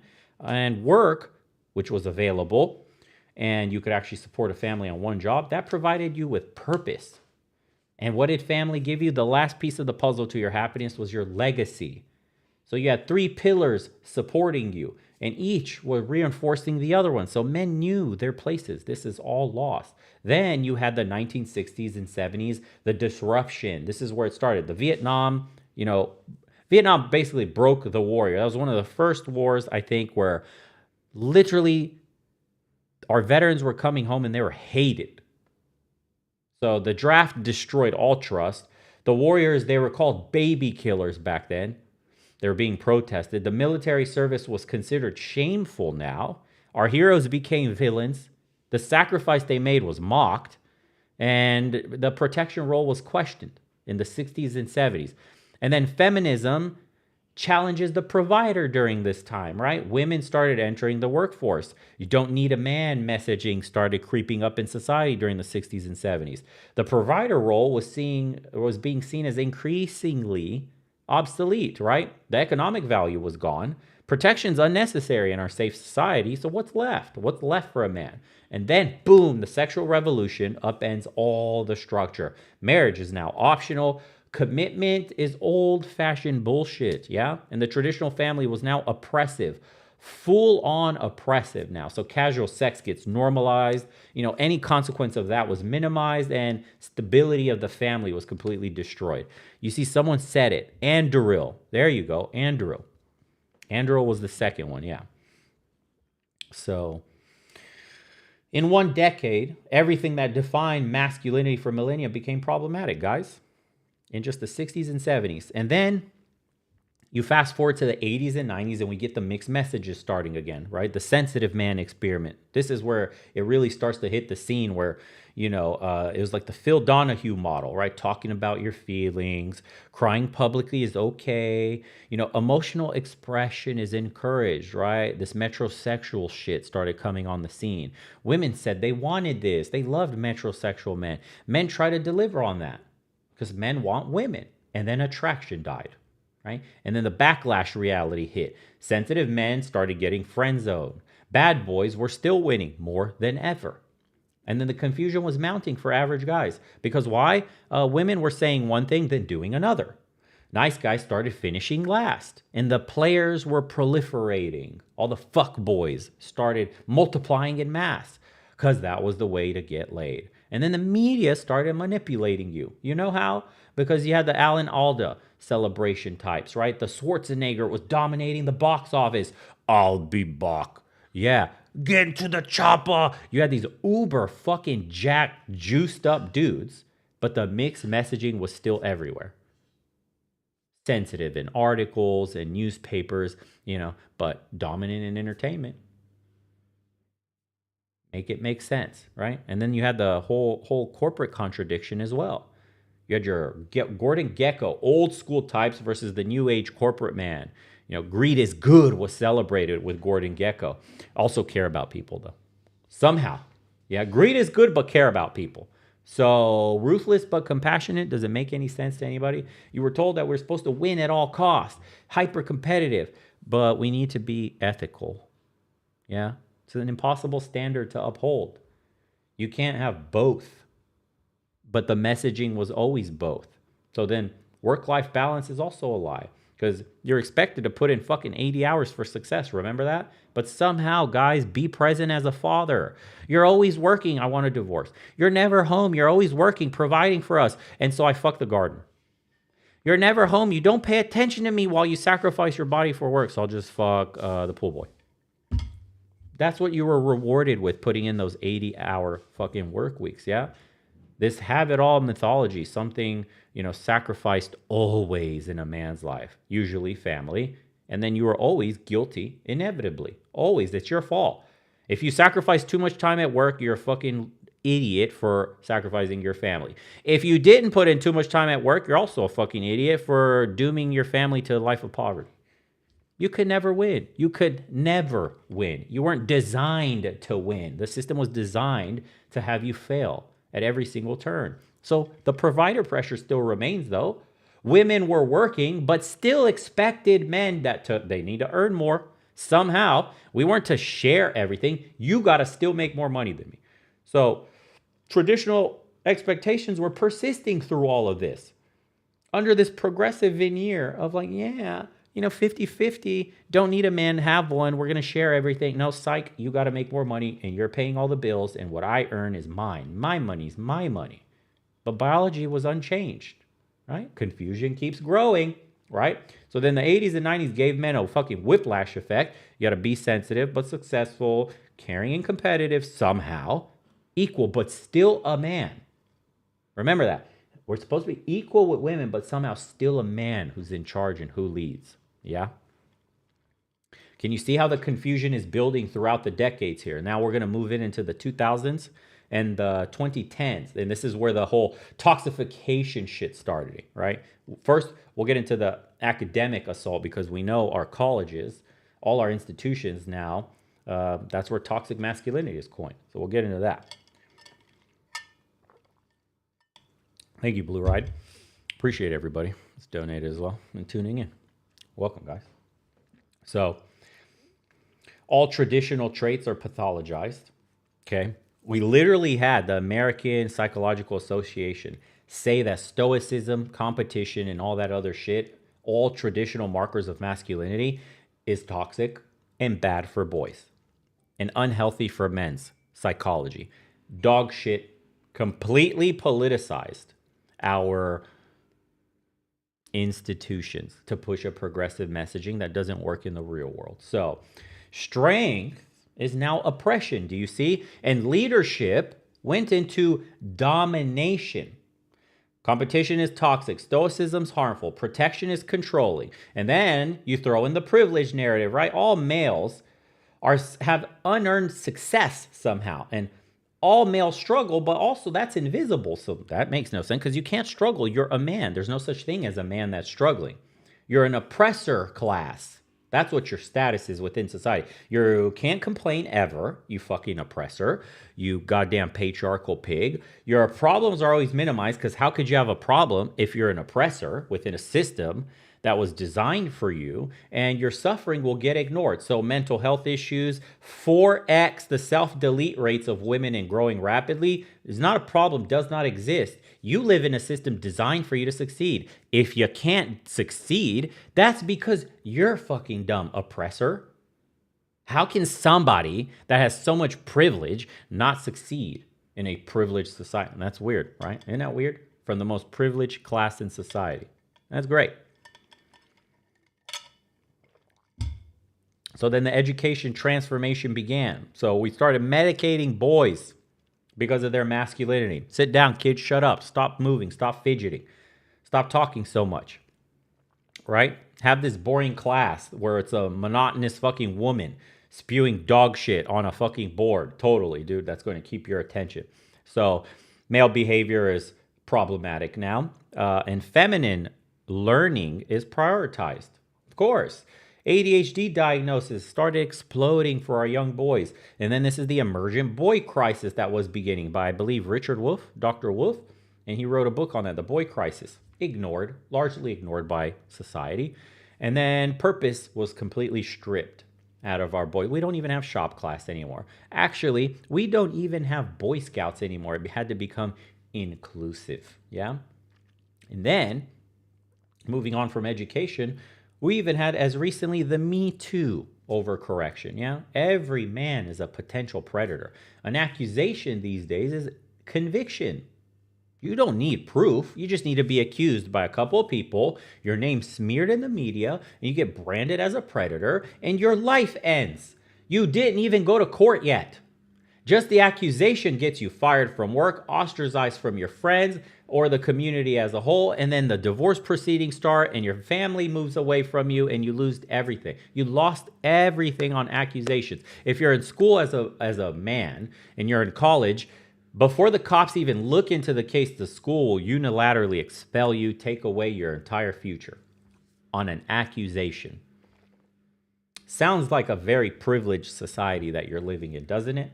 So I don't know. It feels good to be a man and so privileged in this society that's built to cater to me specifically. Totally, like signing up for the draft, mandatory. My name has to be over there in selective service, right? But not women. So much for equality. Yeah. So no proof is required. And then you have the Cannavale effect, essentially. Remember, that dude had decade fucking old accusations that were devastating to him. That's insane. Decades old. Somebody from 10, 20 years ago can come back and say that you raped them because maybe you became famous and they want some fucking money. Or you're at a confirmation hearing in the Senate and they want to destroy your life. So she got paid by somebody that wants to make sure you don't get confirmed. Yeah, due process abandoned completely. So fear is now replacing interaction with women. Normal behavior is criminalized. Yeah, mentorship is fucking dead for men, and connection is dangerous with women, period. You have to have the Mike Pence rule?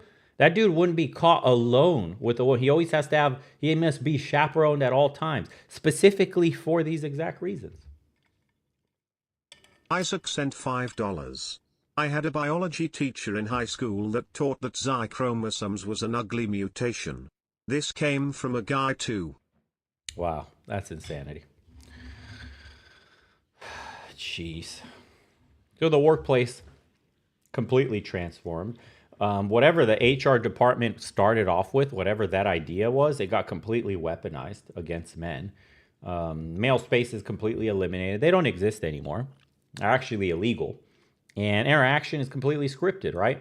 When you speak to female coworkers, your natural behavior is risky. You don't have the small team of men where you used to shoot the shit. You used to talk a lot of shit. You used to be super competitive.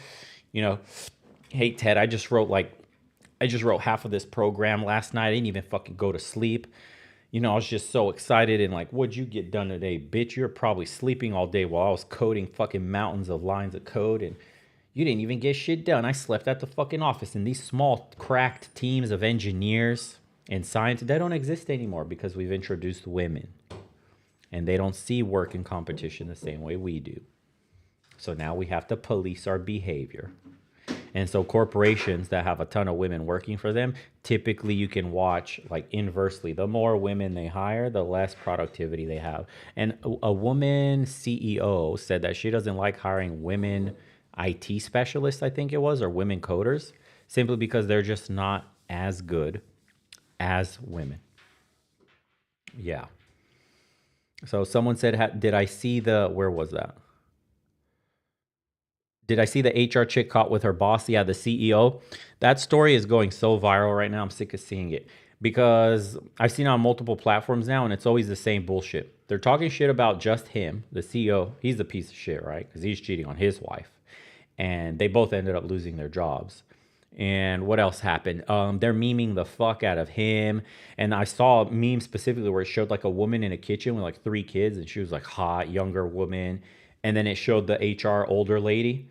And women were saying like his wife at home and the woman he cheated on.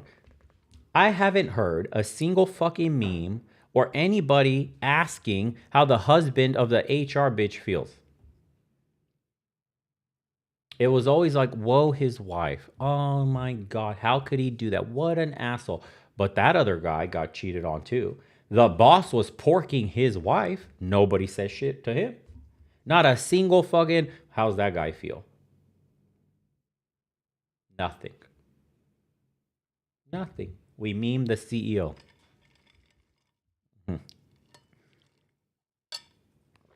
Stupendous double standards in society. So, it's ridiculous. Anyways, by 2020 and beyond, masculinity wasn't even, questioned anymore. It's criminalized, pathologized, and basically you got marked for extinction unless you're a weak soy boy. That's all that's allowed. The new aged male, the dudes cutting their dicks off, probably chemically and literally. That's the only kind of man that's allowed to exist in this world today. That's the only man that gets celebrated. Because you put on a skirt and some fucking lipstick, you go trending on social media. But if you show yourself living the day-to-day life of an average man, nobody gives a fuck. Isn't that weird how that doesn't get pushed? You up on the power lines making sure everybody's got electricity. You digging the ditches. You over there roofing and shit. The guy helping with the bridges being maintained. That doesn't get views.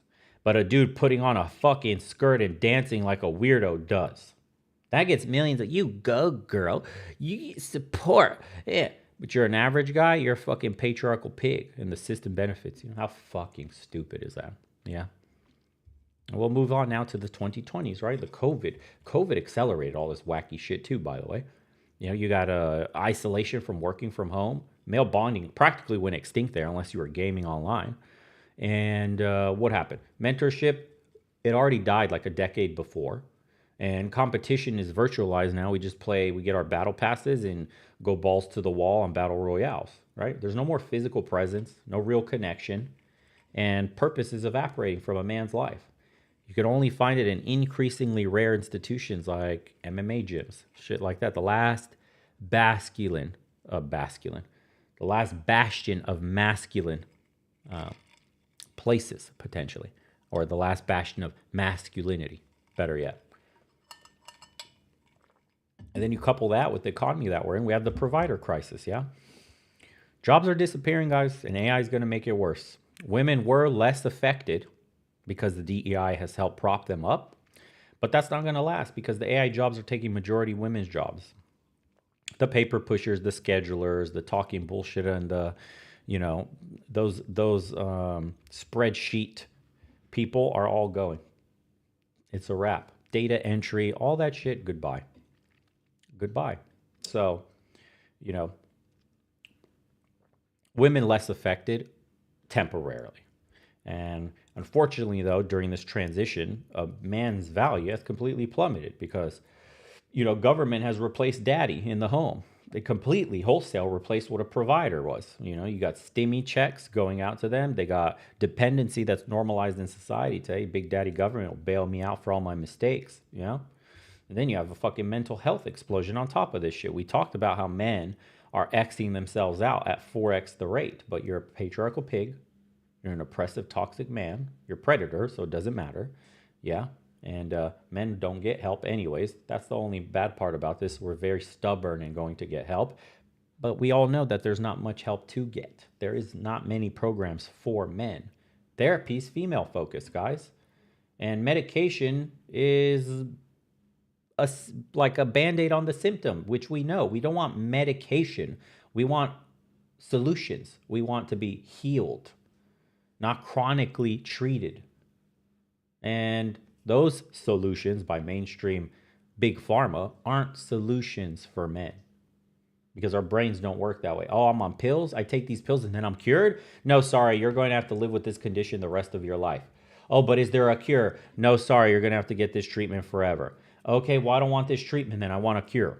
Oh, sorry. Cure doesn't exist. To get the cure to your problem, you're going to have to pay inordinate amounts of money. And so men say, fuck that shit. Why should I go to a doctor to get treated for life for something they can't fucking even fix? Yeah? And so that's where you get, on a societal scale, you get like these caricatures of what a man is, and extreme too. You'll get the Andrew Tate's hyper masculine versus the Harry Styles feminine man. One is celebrated and one gets backlash. Do you know which one? The one who puts the fucking dress on is the one who gets celebrated. That looks like a fucking weirdo. But the dude talking about having a good body, taking care of your body, working out, having a, you know, strong mentality, right?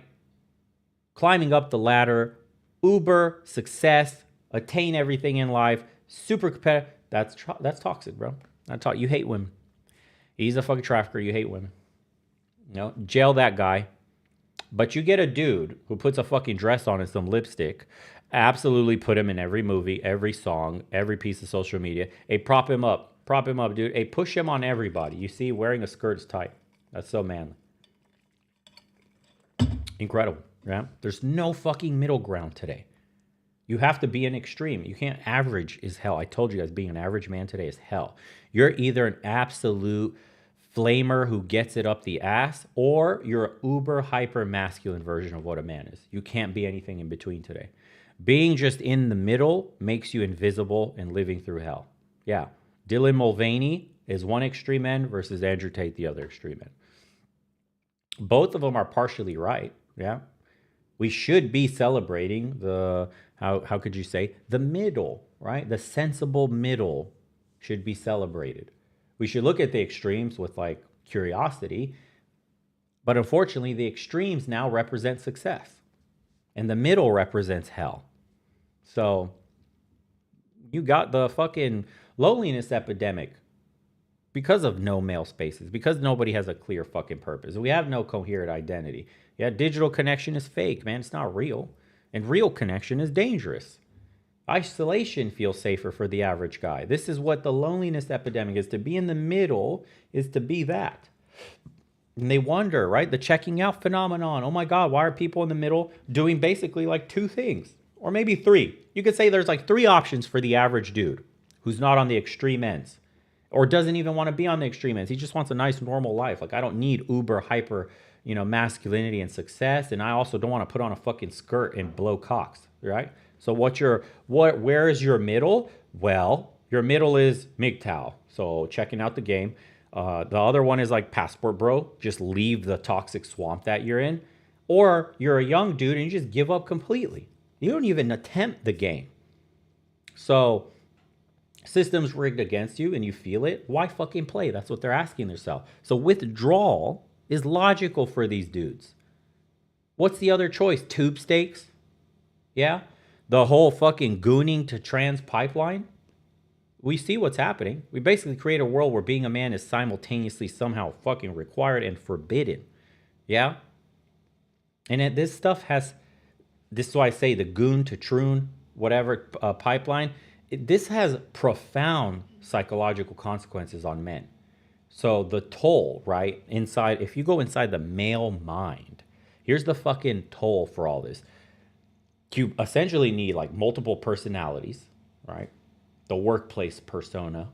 You have to be a collaborative feminist ally to somehow not get fucking fired by all your bitch coworkers that hate you for being successful. Then you somehow, you must respect all perspectives and you never can butt heads with anybody to create better ideas because good ideas flourish when they're challenged. So you can't do that because challenging hurts Sally's feelings. And so you can't threaten or dominate in any way whatsoever. Perceived. It's not even not even a real threat. It's just you're perceived as a threat or dominant. So suppress your competitive instinct, bro. And, perform enlightenment at work for everybody else. You're like this dude. You have to be the emotional tampon for Sally and her shitty performance, right? It's exhausting. And so then you have to have your dating persona. Be confident, but, not too cocky somehow. And you got to show some interest, bro, but not too fucking thirsty because, oh my God, he's so thirsty. But also, why doesn't he talk to me? He's such a bitch. Yeah, everything we said earlier. So you have your dating persona. Then you have the friend group persona where you could actually be a bro when it's appropriate. You can actually tell people what's going on because it's the friend group that you respect. You have to be like the code switcher supreme today. Different rules for different fucking masks, for different, social interactions. You get a cognitive load. That's the crisis today. This is the mental issues that we're all having, the mental drain. Every action feels like you have to analyze that shit. Every fucking word needs to be measured to not hurt somebody's sensitivities. Every choice feels like politics, essentially. You have to, identify, like, if I make this decision, what is the political fallout? What is the blowback from this? Calm down, bro. Constant mental exhaustion. Spontaneity is dead. Any joy you used to get out of life fucking eliminated now, right? We have the overthinking epidemic. Is this toxic? Am I oppressing? The young guys are really asking, will this shit offend people? You're second guessing everything. Confidence is fucking impossible in that kind of system. And anxiety is essentially your default living in this world. Imagine that. And they're like, man, be your authentic self. How? It's impossible. How do you become authentic in this world? Where your true self is unacceptable to people. You have to be performative because it's required to have your multiple masks to be able to swap out of them. And then you're expected to somehow not exhaust yourself. That shit's inevitable. You're never off stage. Constantly, life is a performance. You're always monitoring what you're saying. And you're burnout guaranteed in these scenarios. Think about this shit. Modern men are basically method actors, right? Who never gets to break character ever. There's no time off for you because it could cost you everything. That's what's crazy.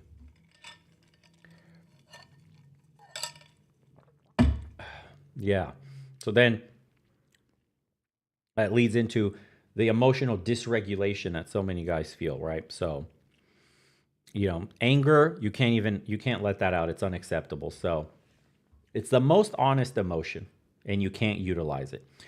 The most policed response, and it must always transform into something like sadness, into discussion. You must talk about your anger, never pure expression. Never punching a fucking hole in the wall, never breaking something, never going to a gym and hitting the dog shit out of a bag or rolling with another human being or go running until you can't even fucking feel your lungs anymore. Something. You cannot exert your anger physically in any way. You must talk. We must discuss. Fresh Media sent $19.99. Being truly average is a nightmare on earth. I also wanted to ask if you think DEI is more targeted towards minority men or women. Black and Hispanic men have not benefited from DEI as much as the women have. 100% women. Women and all those other victim groups beyond that, like LGBTQ and yeah. Primary target was that inclusive shit. Then you get a little bit of minority men and then. But only after those were satisfied and the workplace got all its, positions filled for diversity. NXRD sent $10. I live that, doing that turns you into man that constantly thinks about do they like me, you constantly thinking what people think. I'm here BC, this community has the promise of changing my life. Welcome, brother. Yeah. Hopefully you get to see you're not the only one. And that you're not weird for thinking that way either. Yeah. Because they try to make it feel like you're some fucking dinosaur and the way you're thinking is taught. No. So all men literally think like this. Yeah. So anger, boys, not allowed. Remember that. Talk about it. Vulnerability, that's a trap too. You're told to open up, dude. And why? Because you're punished when you do. When a man cries about what issues he has online, literally the internet memes him. There was a dude that went viral for I don't know what the fuck he was crying about, sharing his emotions. And literally the internet, all women were literally memeing the shit out of this poor guy for whatever reason. I don't know what the fuck he was doing. He cried about something or he was expressing frustration with society and being alone, feeling lonely and all this shit or something like that. And girls on TikTok and X and shit were fucking riding him, dude, brutally. Just because he shared his, feelings. Exactly how they describe for you to do. What is told to be healthy. But that's the double standard. Because what they tell you to do, you really should be doing the opposite. So, they punish you when you do it. So you got to learn to fake that shit. Right? You can never be a genuine person. So when they tell you that you can't be vulnerable and then you go dip your toes into like stoicism, you're shamed for that, right? Which is a natural male tendency to be stoic. It's labeled unhealthy by the American Psychological Association. Can you believe that? So you must perform, these feelings always, even when you're processing, even when unnecessary. It's all like an emotional theater that they constantly want you wired into, so you can never think clearly. You can never escape the trap. You're always stuck, always dependent on somebody telling you what you need to do, how you should think, why this is correct. When you can deal with your own emotions and your own problems the way men do. Yeah. So, the depression epidemic, that affects everybody. But I think specifically the meaningless epidemic is more to men because women report super high levels of depression also. But for men, the meaningless, because they got no clear purpose. We don't have what it means to be a man today. We don't know. We're told 10 different things. There's no valued roles, There's There's no future vision either of what it means to be a man, or like how you're going to be a man in a future. Like ask a young guy today, like what's the bar at 30, 40, 50 for your life? Where do you think, because where do you think you'll end up? How will your life look? They have no idea. They can't even think that far because the light at the end of the tunnel, there's no light for them.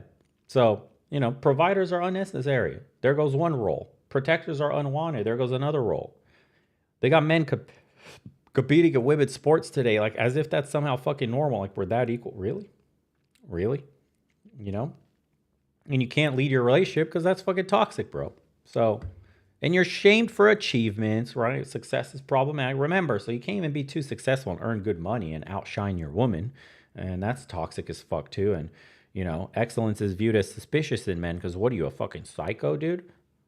So that's why they say, I'm not trying. What's the fucking point? I don't get rewarded. I don't get respect. I get nothing. I get shit on for no matter what I do. If I'm too successful, I'll get shit on. If I'm not successful enough, I'll get shit on. And the doctors will tell you, like, you need to get medicated, bro. You need, like, an SSRI, just like most fucking liberal women are on, right? It's like the number one thing they're prescribed, SSRIs. Hey, dude, you got a problem mentally? Cool, just numb yourself. Instead of solving your real problem and the issue that you do have, we'll just put you on medicine like everybody else to just constantly treat you for life. So we have the zombie fucking generation up here. The zombies.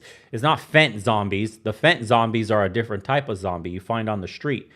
The zombies we have today are the SSRI zombies. That's what we mostly have in the streets today. So welcome. You're in the zombie generation. Feelings are flattened out. Yeah. Everyone's drive is fucking destroyed. But the problem is still there. We didn't fix any of the problem. So essentially, created a generation of men who feel deeply, but you can't express authentically. Yeah? Yeah, it's a great world to be in. And then we'll get into the relationship dysfunction. So I like to call this the intimacy impossibility. Because with women, you can't be fully honest today, right? Performance is always required. And if you're authentic, that kills attraction. Because she says she wants a real man, but reacts badly to real men, right? It's safer to just put on the performance and pretend. And then with men, right, there's no framework for connection anymore. Vulnerability feels gay. That's what every guy says. And competition only mode, hustle grind culture, all that shit. Deep friendships are becoming more and more extinct for guys. Dude, the brotherhood seems impossible today. We're all alone together. Isn't that weird? Mr. Zoli to 777 sent 5,000 yen. Hey Bo. If a woman truly loves you, she will do anything for you. Agreed. My Japanese girlfriend is so feminine, she's like a loyal puppy to me. Laying my boundaries, she accepts them.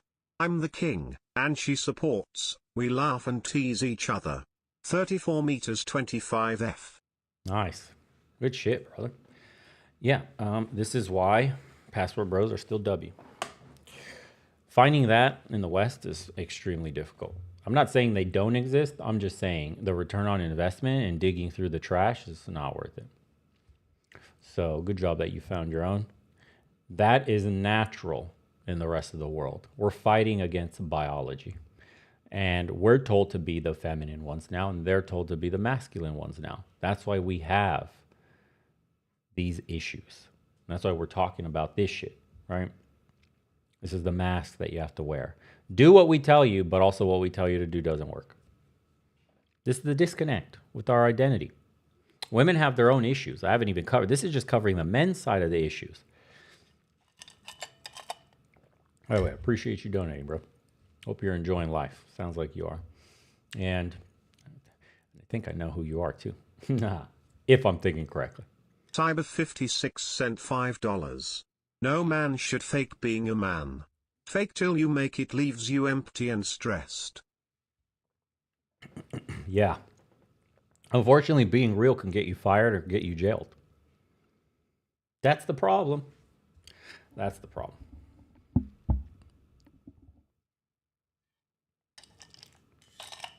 Isaac sent $5.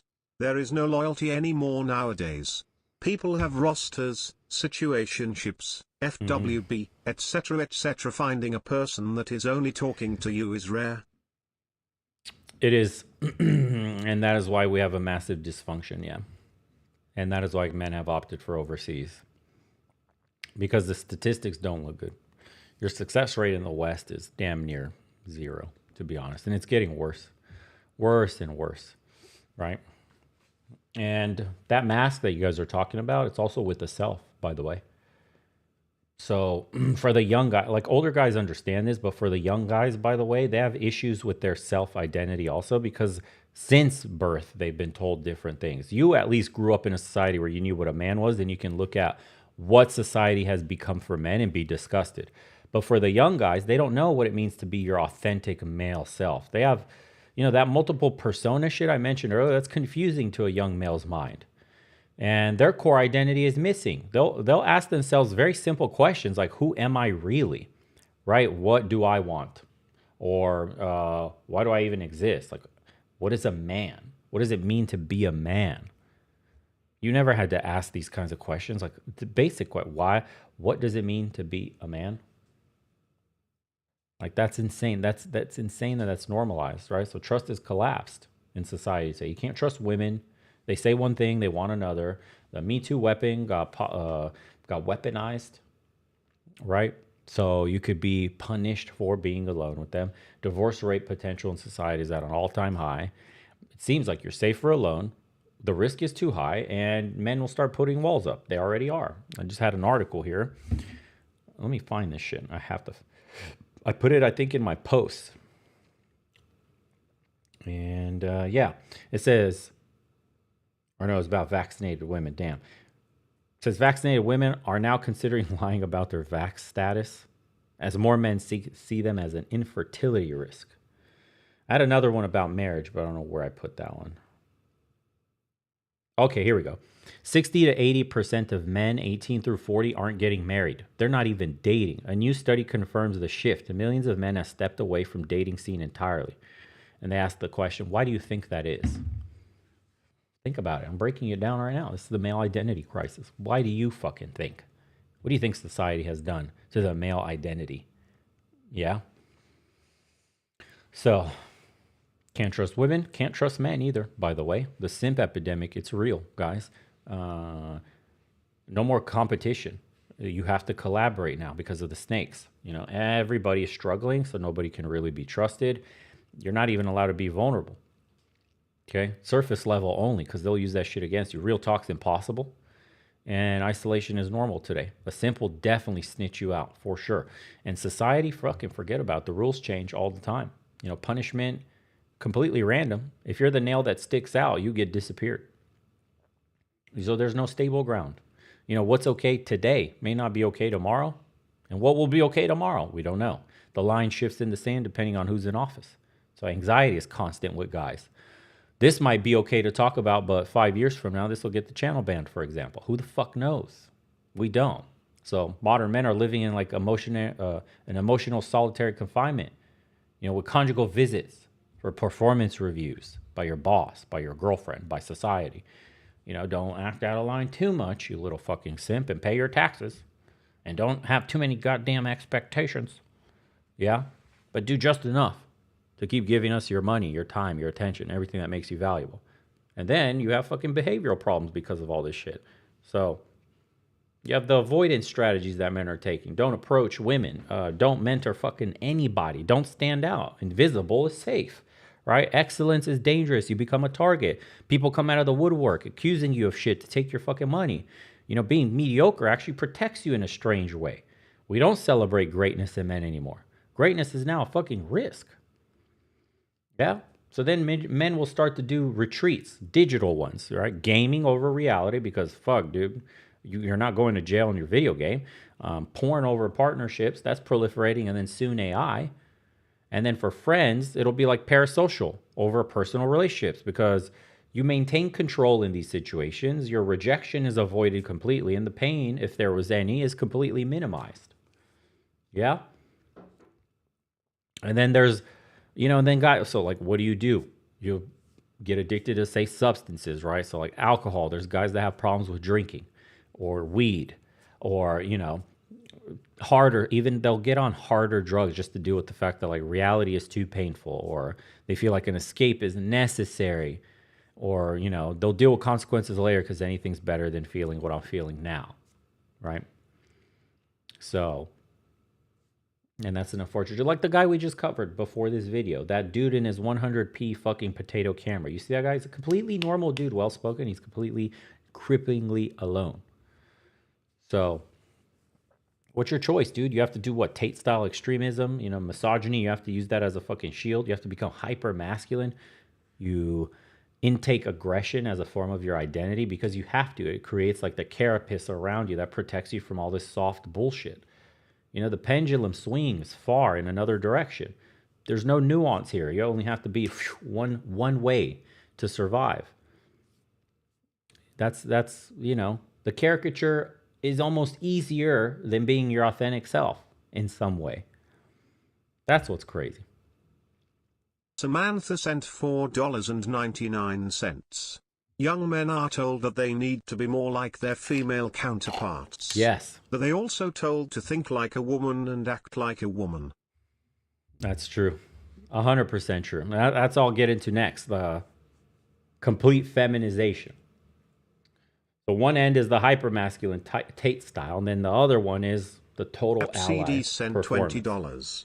A woman's are so deceptive. It's like someone throwing poop in your face with such finesse you think it's flowers. And only after she leaves after getting what she wants do you wake up to the smell of what actually happened. So good. That's so good. Thank you, ABCD. Yeah. So what is the feminization that Samantha mentioned? It's basically you got to be a total fucking ally simp, dude. Like the male feminist. And then you have to internalize like self-hate of being a man, right? Just like the male femmes are, the new males. And then you have to reject all things masculinity. You do. So you basically become what they want.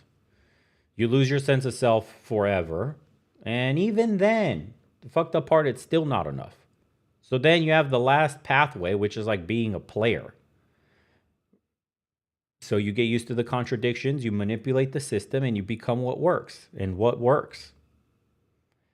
Think about it. Dark triad traits, they fucking work. Psychopathy, that shit pays. Being a complete psychopath.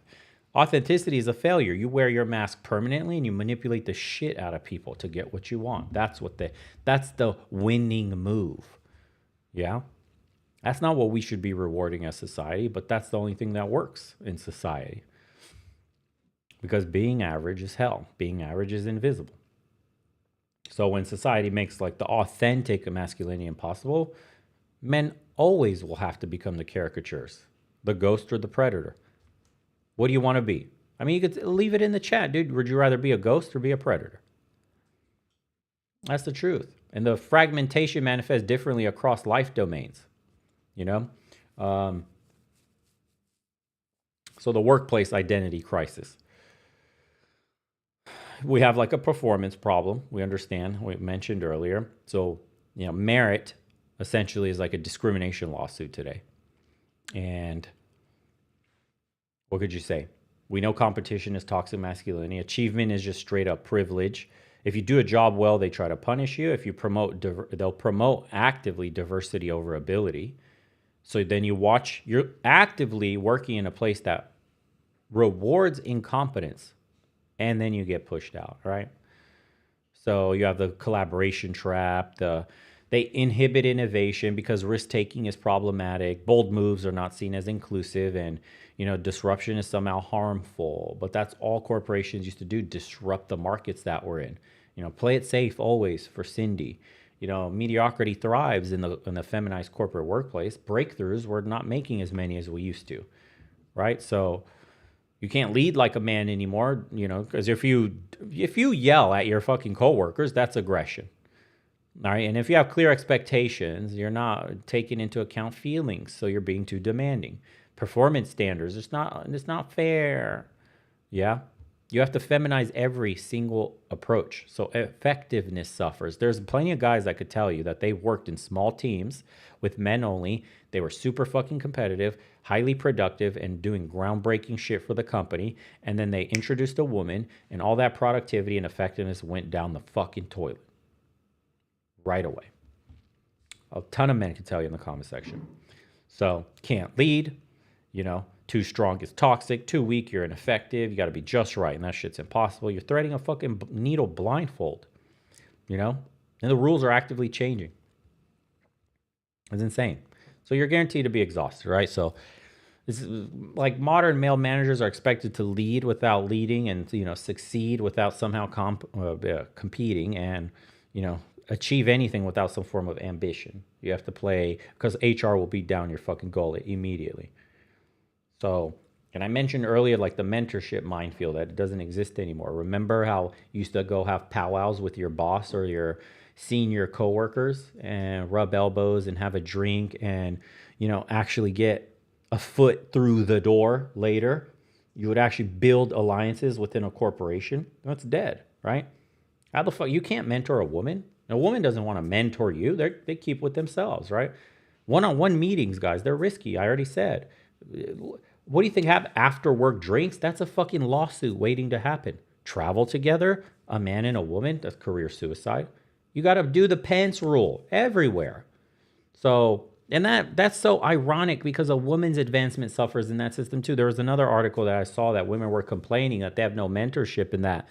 Me Too went too far and that men don't want to be alone with women anymore. And it's made the workplace toxic. Again, women most affected. Yeah. Everyone literally loses. So, but you can't exclude women. So, male only mentorship is discriminatory. Stupid. You see how stupid that is? But mixed groups don't work either. They don't perform as well. So then natural dynamics get destroyed. You can't give honest feedback to a mixed group for obvious reasons.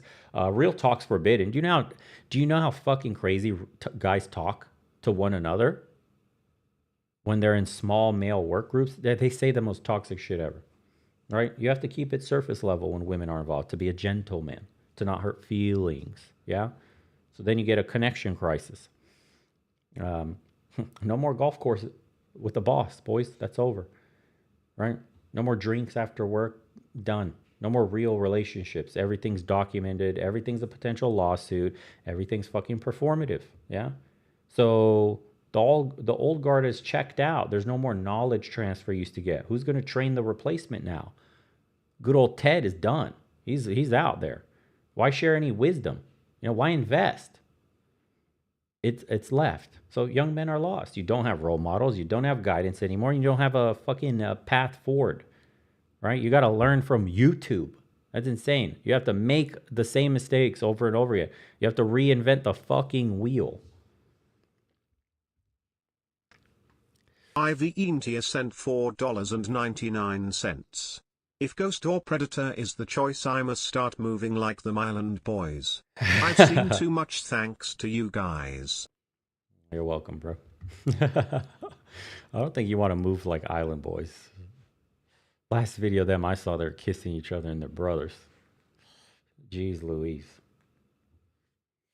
Sir_Wolfolk sent $5.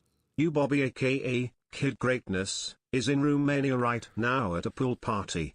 He's my boy with Austin Holloman. What's good, bro? Y'all should link 100 emoji, handshake emoji. I'm not in Romania anymore. I'm on the Croatian coast, bro. But I hope to have fun out there. Yeah. Summer in Europe's always exciting.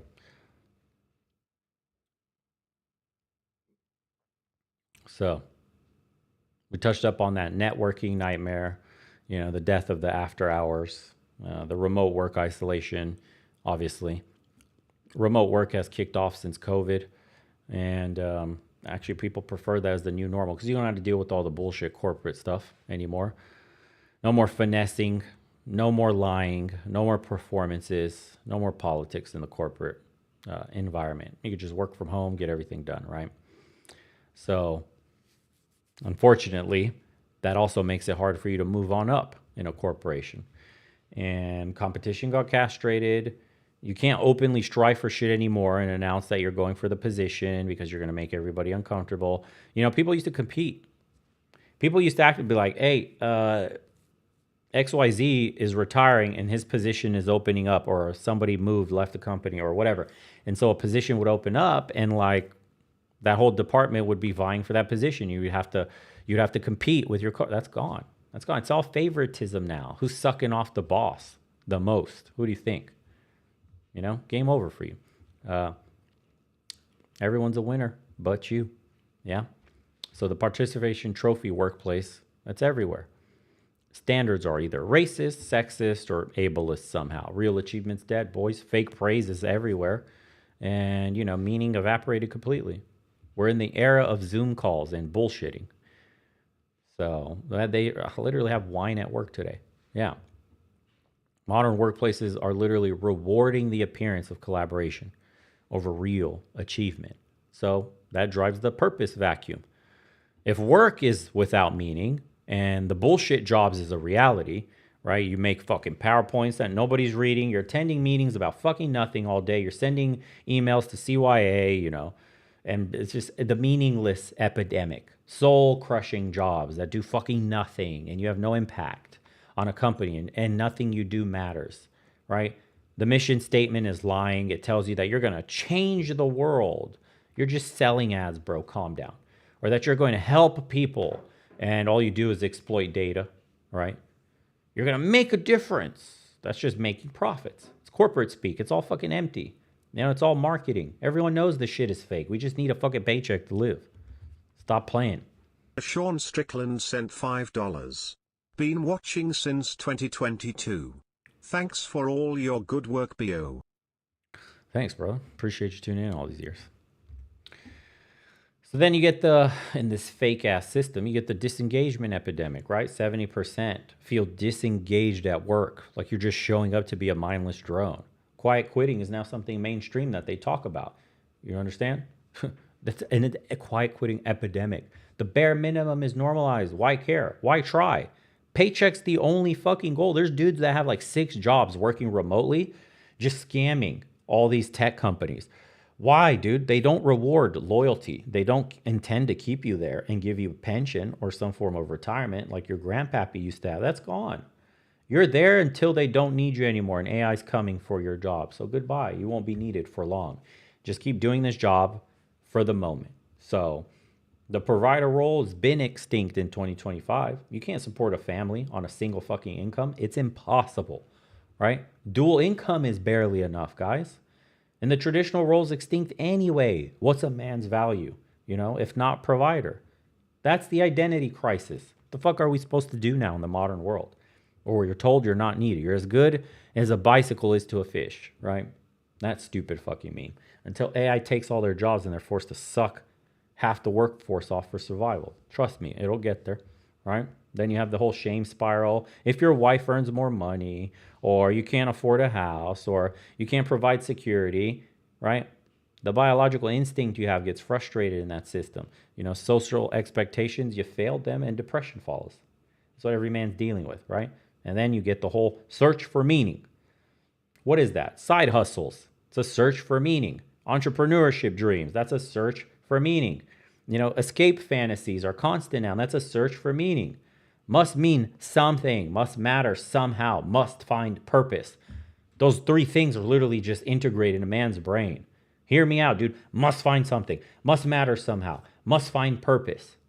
Constantly. All your actions can literally be described or explained through that viewpoint. So you used to work, or I should say men used to work, to live and to provide. Now you work to exist and comply. So the confusion extends beyond work in the most intimate sphere too. And we touched up on the last episode, right? The dating personality disorder. Where can you approach a woman today, for example? The gym, it's considered harassment. You'll get put on TikTok and fucking clowned on because you looked at some girl's ass for a microsecond as she was bending over, like doing a pornographic fucking squat with some panties that's so far up her fucking cooter, you can see the camel toe from miles away. That's fucked up. Yeah. And then work, HR is a nightmare. of feminized garbage, right? The bar, you're a fucking creep and you're taking advantage of drunk chicks. On the street, it's fucking assault, bro, unless you're mega hot. Yeah? So nowhere is acceptable. But you must initiate some fucking out because women aren't going to do it. So paralysis is the result. That's what you get from all this. Isaac sent $5. Tell everyone that there is a problem while also profiting off of said problem on the back end. Men are lonely. Go watch these women on webcams. I agree, yeah.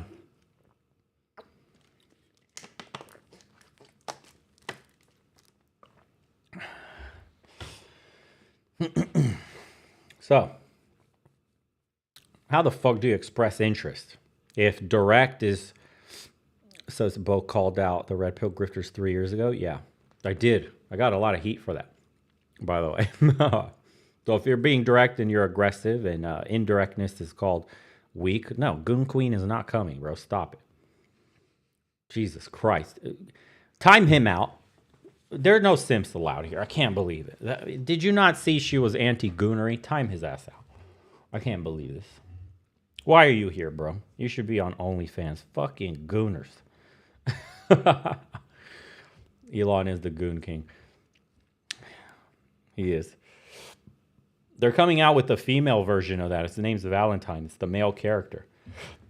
So chicks will be gooning out to a fake AI bot very shortly here too. For all the fem cells. NXRD sent $5. Why must we lament? Why can't we let the screechers screech and restore what was lost? Why can we make spiritual successors to restore masculinity? Because they're in the halls of power. And they dictate legislation. That's why. It's that simple. No one wants to have the real conversation that men instituted this system. The screechers that you're talking about, the screechers are men, feminized men. Guys that threw masculinity under the bus to get some pussy. That's the truth. Men voted in and support this system. A certain section of men. So what? Your own brothers betrayed you, not women. Women have always wanted this, but the only people that gave them power were weak men. But we don't want to go there, though. Because, you know, the red pill tells you it's all women's fault. Or at least some people in the red pill. It's easier to just blame women than to blame the men that sold men out. They don't want to have that conversation. So, that one will hurt feelings. So, yeah. So we went in through the consent confusion in the last episode where consent for fucking everything. And then the bullshit dating dance that we have to do, right? Who pays? I'm strong boss, babe. I do 50-50. No, you have to act like a real man. No, you man, blah, blah, blah. You know, it's all bullshit. So she expects you to pay or she'll offer to split. If you offer to split, you're cheap, obviously. If you don't offer, you're somehow sexist.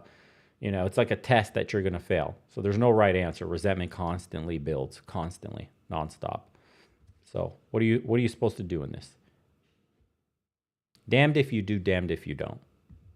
That's the stupidity in this system. And, you know, the planning problem, that's another one. So how do you go to a date, bro? How do you take charge today? If it's seen as controlling, you know, half of women will tell you, I just want a man to do everything. I just want to show up. The other half will tell you, no, you have to ask me where to go and like, let's plan together and don't be such a controlling dickhead. I don't like that. Cool story. And then on the other hand, if you ask for her opinion, you're fucking weak, bro. Also, if you suggest options, you're indecisive and you're a bitch. And if you decide everything, you're domineering. Except if you're hot, then it's hot. So you're expected to be a leader, but somehow be democratic about the process. It's fucking constant confusion. It's stupid. So, communication, same shit. You text too much, you're a needy bitch. You text too little, you're uninterested. If you call, you're a psychopath because they're so fucking antisocial. If you only text, you're an avoidant attachment type, right? The rules don't exist, bro. You just have to somehow know everything and be a master fucking mind reader. Yeah, and it changes per woman. Per woman, depends. Depends what woman you're talking to. That's the insanity. So modern dating requires men to be mind readers with law degrees and psychology PhDs. So you have to be able to do it all, right? And you need a crystal ball. You need your own fucking Palantir to know what they're thinking. Cheese Louise. So relationships, same shit. Somehow you got to be strong and soft. You know, be rock hard when she's ready, but also be a little femboy and cry your heart out. Yeah. You got to be a protector and a poet at the same time. Possible fucking combinations are expected at you. So, and none of that shit works, but it does make you emasculated, right? Somehow you respect her independence, but like pay for everything too, king. But also, you're traditional when it's convenient, but then like let me be a boss bitch and go out with my friends in these like whore outfits, totally. So, her money, untouchable. Yours is ours, yeah? So that breeds resentment within a man right away. So, and then you get the emotional labor trap. Her emotions are always prioritized in your relationship. You got to validate her all the time. You got to comfort her immediately when something's wrong. You got to process problems together, right? Your emotions, though, they're inconvenient, and your struggles minimize hers. Support is one directional in our society. That's what they tell us. Because men can't have emotions, but also show your emotions. It makes no sense. And then even when you do show them, they're weaponized, like I mentioned earlier. You're burdening her. Yeah? So stop being such a fucking burden, bro. And if you don't share, you're emotionally unavailable. Oh, but the wrong emotions that you share, that's toxic. Like, oh, you're angry? You know, you should work on that. You got anger issues.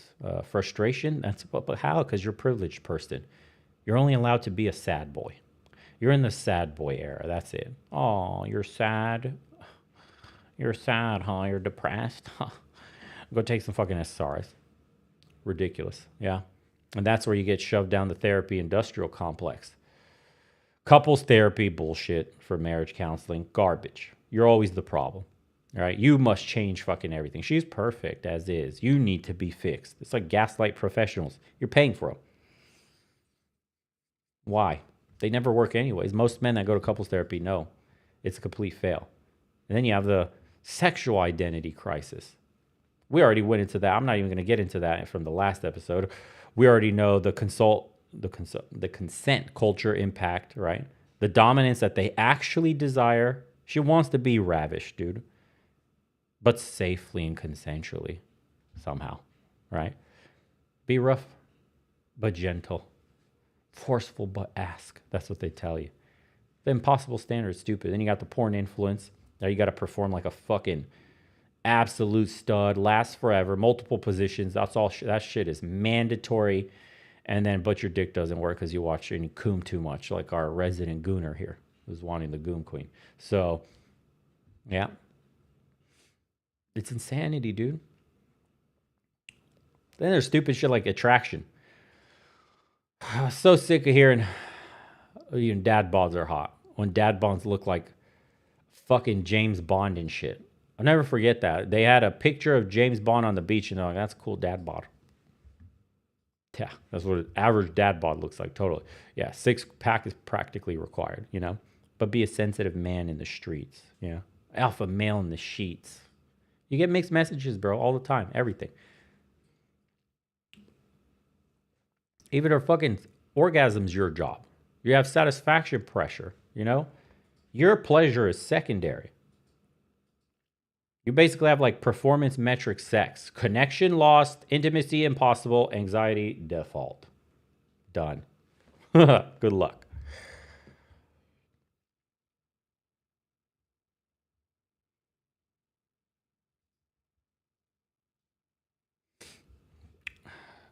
Thanks, Soul Leader. Oh God, my girlfriend put me through all the, if my girlfriend put me all the BS, eventually I'd dump her in a heartbeat. Yeah.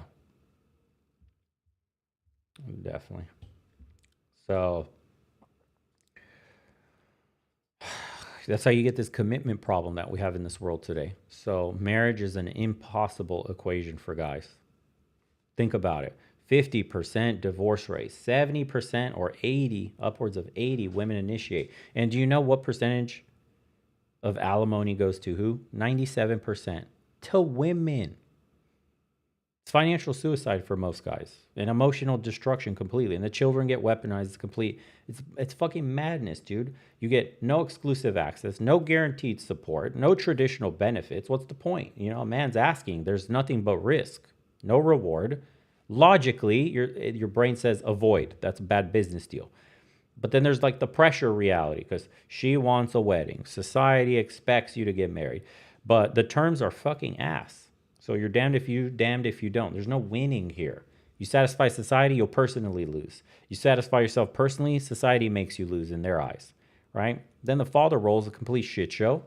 You must be the involved dad, but somehow be an equal parent, because she's the primary always. You're secondary. There's no equality there. Your opinion is secondary in the household, but responsibility and authority, those aren't equal. Responsibility is shared. You're responsible, but your authority isn't valid in this household, especially if you come into a household with a single mother. Yeah? That always frustrates guys. So that's where you get into like the dilemma with, you're not my dad and that's not your kid. Don't talk to my kid that way. You can't set any fucking boundaries, right? Can't be firm with those kids because that's toxic. Can't do anything. That's why dating single mothers is like the biggest trap ever, right? And then the custody reality that's destroyed so many men is 85% of women get custody of the kids. Visitation as a father is like the norm, right? You have to pay, but you don't get to be the parent. The system is completely fucking biased. We know fathers are considered disposable. So why commit in the first place? That's why dudes are pumping and dumping, because you don't fucking have a shot anyways. So, yeah, modern relationships offer men all the responsibility of traditional marriage with none of the authority or the security. And this shit extends into, it's not just relationships and marriage, but we probably should get into like the brotherhood crisis, because male friendships are in ruins, guys. We got to be honest. 15% of men, remember from the last episode, or I can't remember which one, but 15% of men have zero close friends. That's shockingly high. And 40% rely solely on their partners. So that means 40% of men, their only real friend is their woman. So the average friend count is like, I think it was 1.5, something like that. It used to be about 5. We're literally the loneliest generation ever. And it gets worse year after year. There doesn't seem to be a bottom. When you look at the graph, it's just like, it's straight down. It doesn't seem to be like bottoming out a little bit and flattening. No, it goes off a cliff. We're going to literally end in like a generation or so where having a friend is a luxury, not something that's just standard human experience. Friends will become a luxury, if you can believe that. Real friends. And even then, probably digital friends will be next, like your gamer homies. You'll probably end up playing video games against AI bots. You won't even get matched with real people anymore. That's insane. Even video games will go to shit completely. So, 18 to 25, they have mostly social media friends. The 26 through 35 cohort, they have work acquaintances only. And then 36 to 45, they're basically like family obligations and isolated. And then the 46 plus and older crowd, for them being isolated from everything else, completely common, right? Like each stage for them just gets worse and worse. They're accumulating the loneliness. So, and people are saying in the chat, we're already there. We already have games with multiplayer that is just AI bots that fill the lobbies. Jeez, man. As Call of Duty laid off all of its workers for AI and got caught with AI making in-game content and players being bots. Unreal. We're already there then. Wow.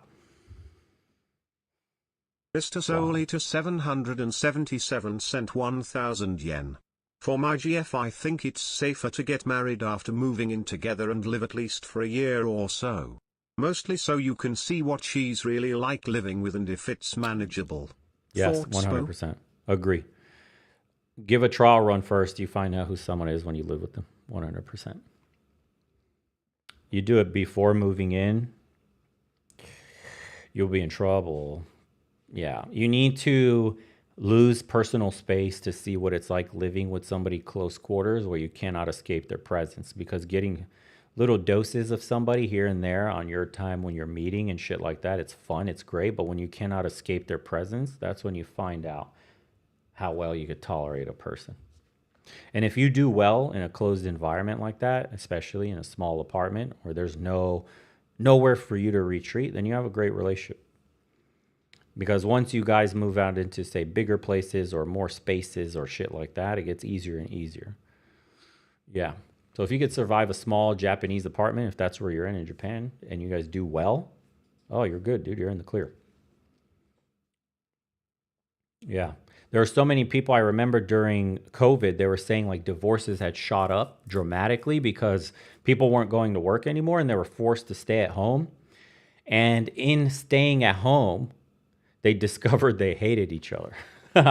So people were using like, time at work and the busy lives that they had after work and whatever else to pretty much they avoided each other most of the day. So they got each other in like bits and pieces. But finally, when you were forced to spend time with somebody, extended time, they found out they weren't compatible at all. Like, it's kind of insane to think about how the fuck can that even happen? But that's real. Yeah. And going back on the whole brotherhood thing, though. So why can't men connect? Well, let's be honest. I don't know where this started and where it came from, but they say like it's gay to have close friends, right? And like having close friends is somehow feminine, and that you must maintain some kind of distance, like not close 2011 Modern Warfare 3. I don't know where that started, but you can't have real close male friends or else society looks at you weird, like, oh, you must be a fruit cup.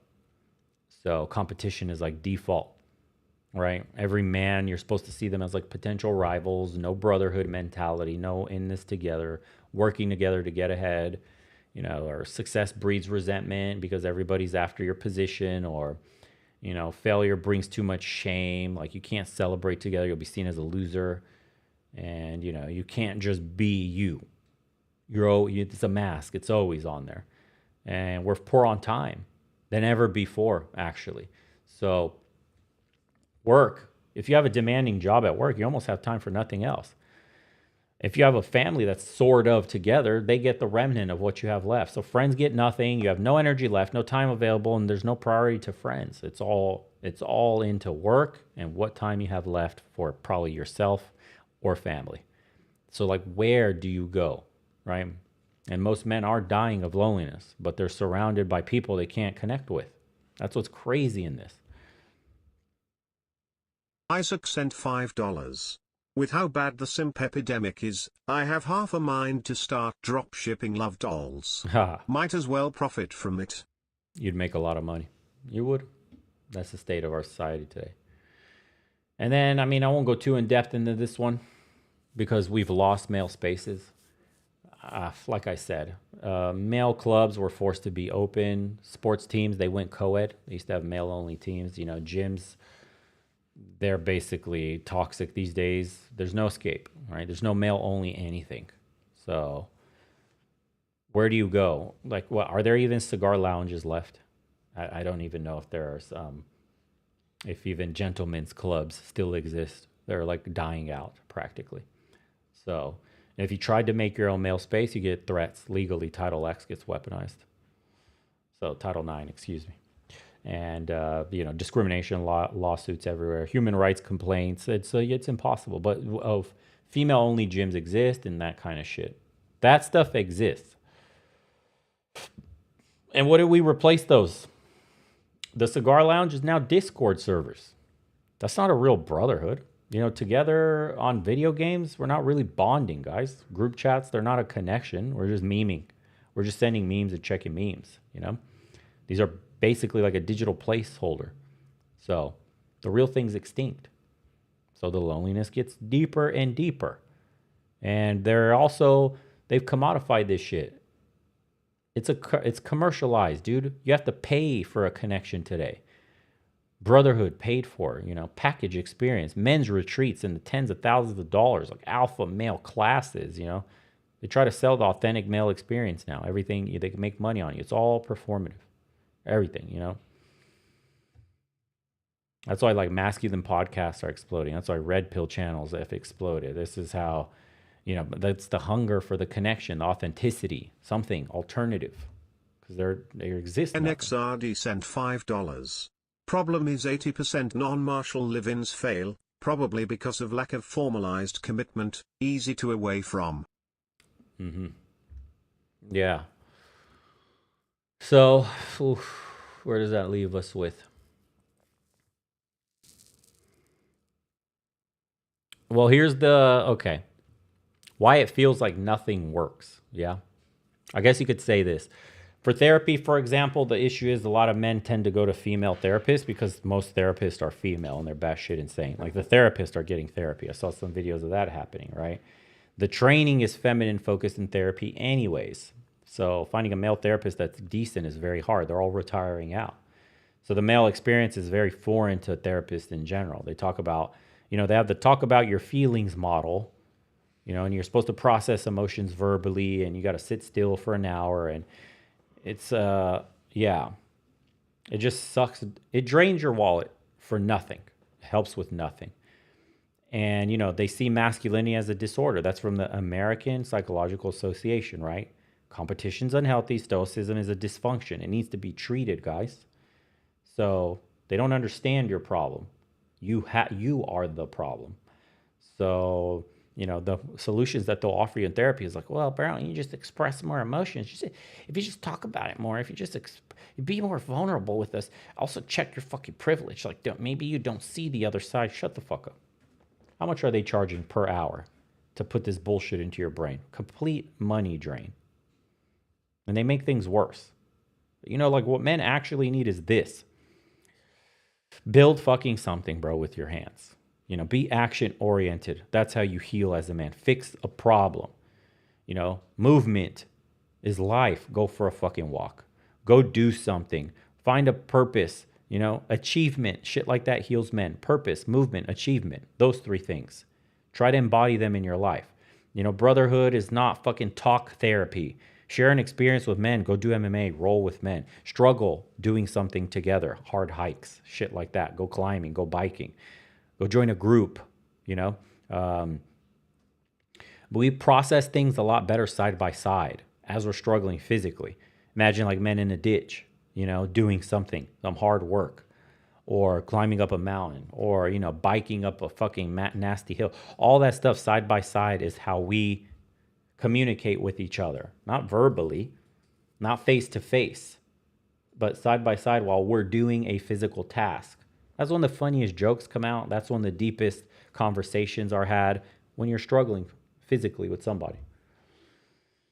NXRD sent $5. But if there are female-only spaces, why can't we fight to get it back? We have a mass amount of men needed it. What is stopping us from unifying? Legally. It's Title IX, bro. You can't. It's discrimination against women. You have to repeal laws.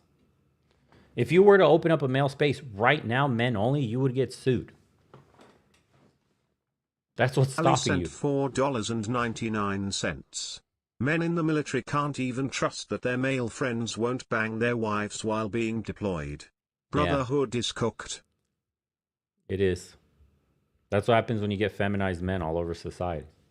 What brotherhood if all men are feminized, right? They treat each other like women do. Competition constantly. So, yeah. Unfortunately, there's a self-help delusion too with all this stuff. Like the mental masturbation of like your endless podcasts from dude bros telling you how to act.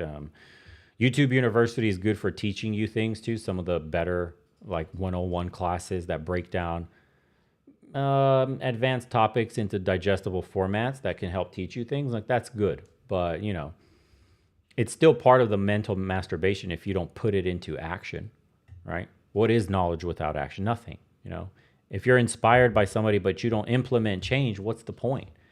That's just dopamine without achievement. Guys, if I put out some sick video motivating you to do something and then you have it for like 30 minutes after the video and then the moment you hit a roadblock, you're like, oh, okay, I'll just pick up tomorrow. And then tomorrow never happens for you because other things get in the way and you forget. So it's like, boom, dopamine without achievement. You felt good attempting something, thinking about something, and then you didn't put it into action, right? So then you develop like a guru dependency, and that's what we're seeing today. You need the next fix, the newest program, right? Some external validation, right? Nothing's ever enough. You never feel like you've arrived. You're always looking for something. And then you have unfortunately, there's like the perfectionists too that are always paralyzed because they're waiting for the perfect time to plan. They research endless. We have these guys, we had this conversation in the community too, the endless research. I can't start until I've fully researched something, right? The analysis paralysis or the fear of failure gets them, They're comfortable with the dysfunction. That's really what it is. So, most advice fails because it's not a one-size-fits-all solution. You can't just tell dudes like, don't you hate it when people tell you just be confident, bro? When it comes to bitches, just be yourself. Oh, and then when it comes to making more money, just work harder. You're not working hard enough. Like, that's the biggest fucking gaslight ever, dude. Hey, bro, I'm struggling with women. Just be yourself. Just be confident. I'm ugly. That's all right, dude, if you're just confident. I'm poor. Just work harder. Buy my program, work hard. That's tight, dude. I'm going to show you how to work extra, extra hard. And I will unlock your bitch slaying skills. Don't worry, kid. For just 3 classes, I will show you to how to be confident. Calm down, bro. Jesus fucking Christ. It's so cringe. Right? It's insane. So, I don't know. I feel like it's getting worse. That shit's crazy. You can't outwork the rigged system. That's just the reality. Right? And you can't be confident when you're getting discriminated on. You can't self-help your way out of a fucked society. That's the issue here. So, life gets in the way, dude. Shit happens. You will fail. The expectations are already unrealistic. Failure is actually built into the system. You're set up for it. And it's meant to be like a cycle of failure, too. It just became self-help. Basically, it became another way to blame men for systemic problems that they didn't create. That's essentially the shit happened. And that's how you get the Andrew Tates of the world and why it appeals to so many men, right? Because it's a clear masculine message. It's unapologetic strength. Fuck everybody. My opinion is my opinion. Suck a dick if you don't like it. You understand? And, success is visible. Somebody says what they're thinking of. Male excellence is celebrated. He's got a ton of money, ton of bitches, cool life, does what he wants, doesn't worry about money, taking care of his family, kids there. That's like the teenager's dream. No permission needed. You don't have to fucking check in with somebody. You don't have to ask for any consent. All right? It just only fails if you get like cartoonishly extreme with that shit. And that's not typically a problem. Because it's the other side that's gone cartoonishly extreme with what a man is supposed to be. Basically, a woman is what they want you to be. And that's why it can never be realized biologically. But unfortunately, the damage is done because young men are the ones that got radicalized. Right? Nuance for them is impossible. They grew up in this system. That's all they know. So their relationships are poisoned before they've ever even begun, unfortunately. It's overcorrection to overcorrection. There's no middle. Extremism, again, it's like the only fucking option for young boys. So you get the advent of the male feminist. You've internalized the self-hate, right? Masculinity you rejected completely. You're probably a fat, low-T cuck. You love to sit in the corner and watch your woman get dogged on. You're like the Destinies of the world, right? That's essentially what it is. You got to apologize for just existing, and you got to cater to women, and yourself is erased.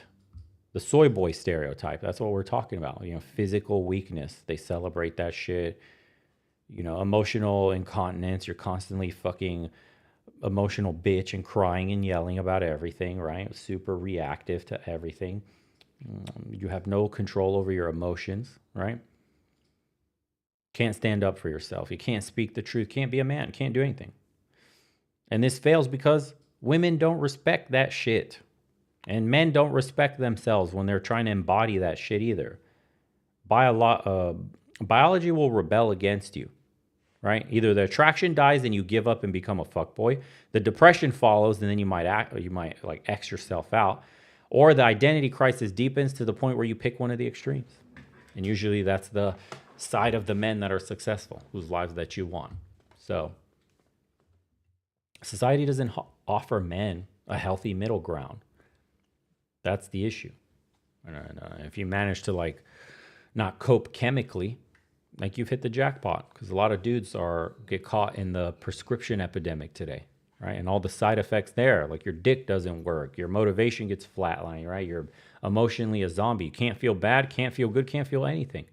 And then you become dependent on these drugs. They're so fucking powerful. And withdrawal feels like death, right? And life becomes unmanageable without your little fucking prescription. You're trapped, dude.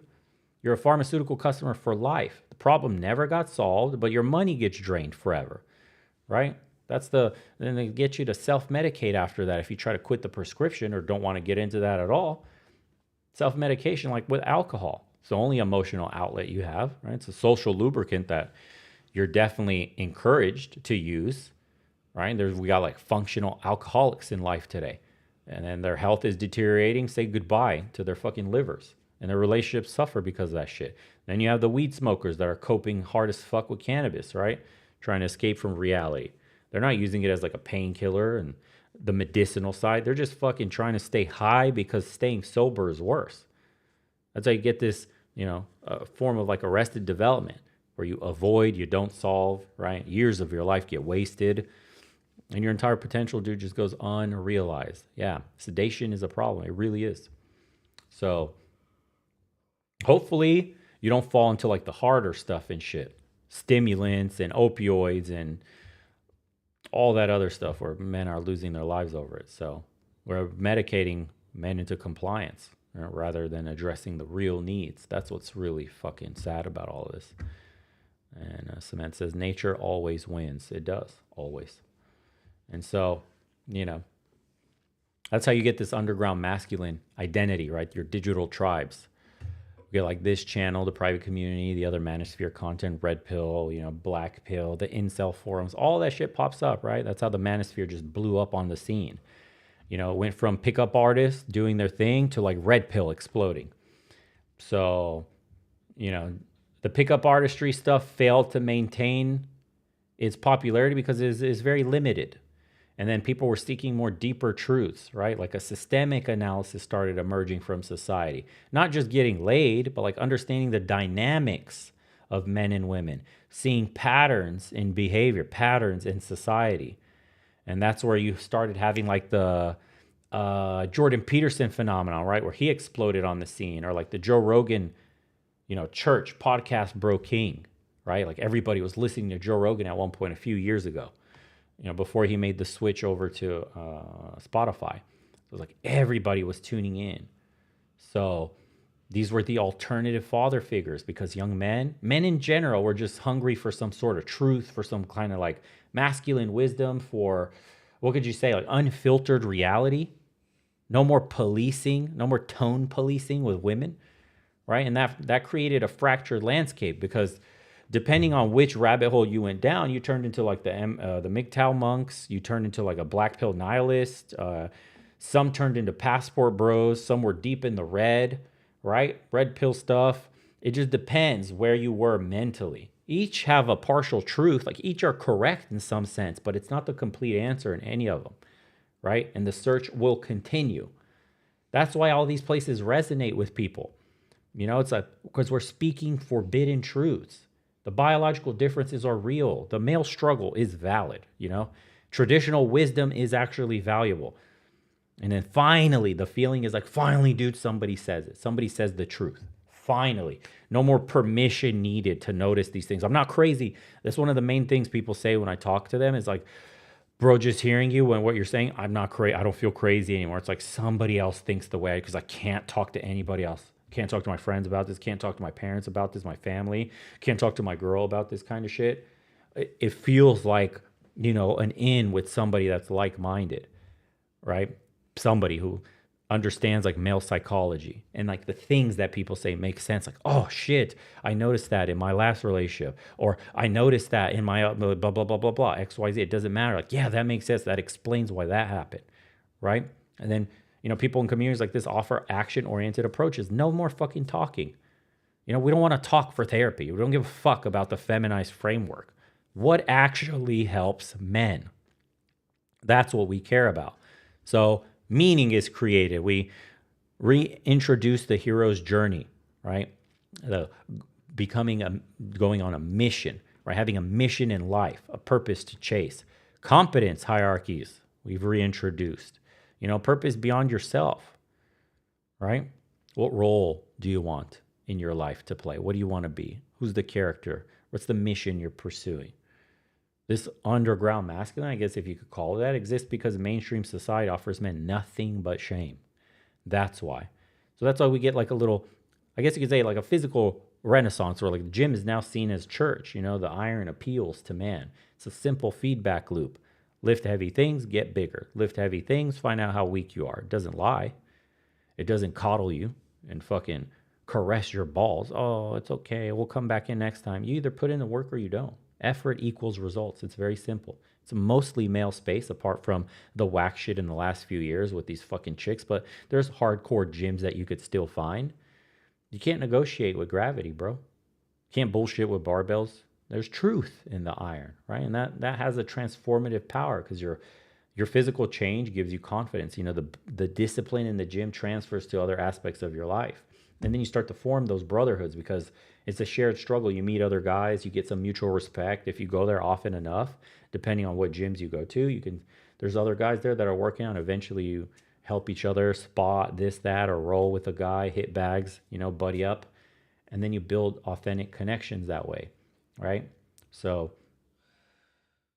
it's a beautiful thing. That's why I always recommend and you can see it, the combat sports explosion in society too, like MMA or Brazilian Jiu-Jitsu, the popularity, it's never been higher today, right?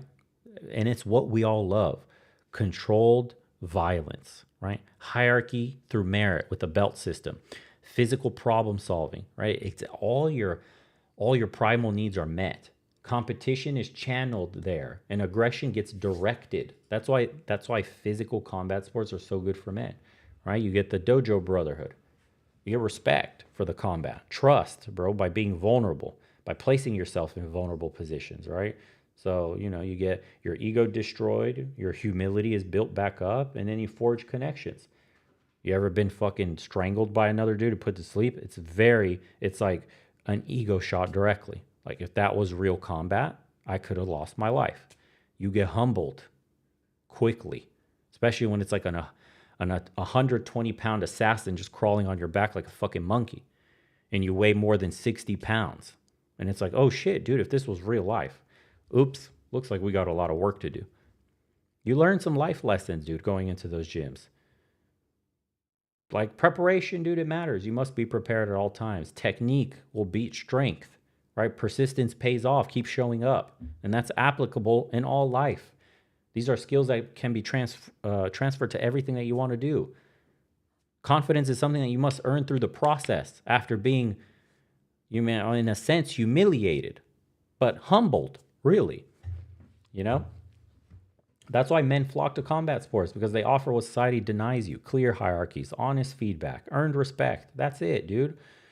And then you have the more money-oriented dudes that love the entrepreneurial lifestyle. This is why men start businesses today or side hustles, because you got to escape the corporate emasculation. You have no choice.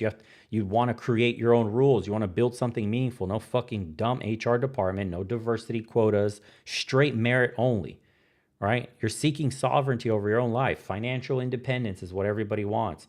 Freedom with your own time, not have to punch a fucking ticket every day, right? You want to be location independent, not beholden, not controlled, not compromised in any fucking way. And you want to build a legacy beyond the company that you work for in that fucking cubicle, right? You want something to pass on maybe to your children, right? You want to create some kind of value for society that's visible. We're going to have an impact when the corporate gay speak says impact.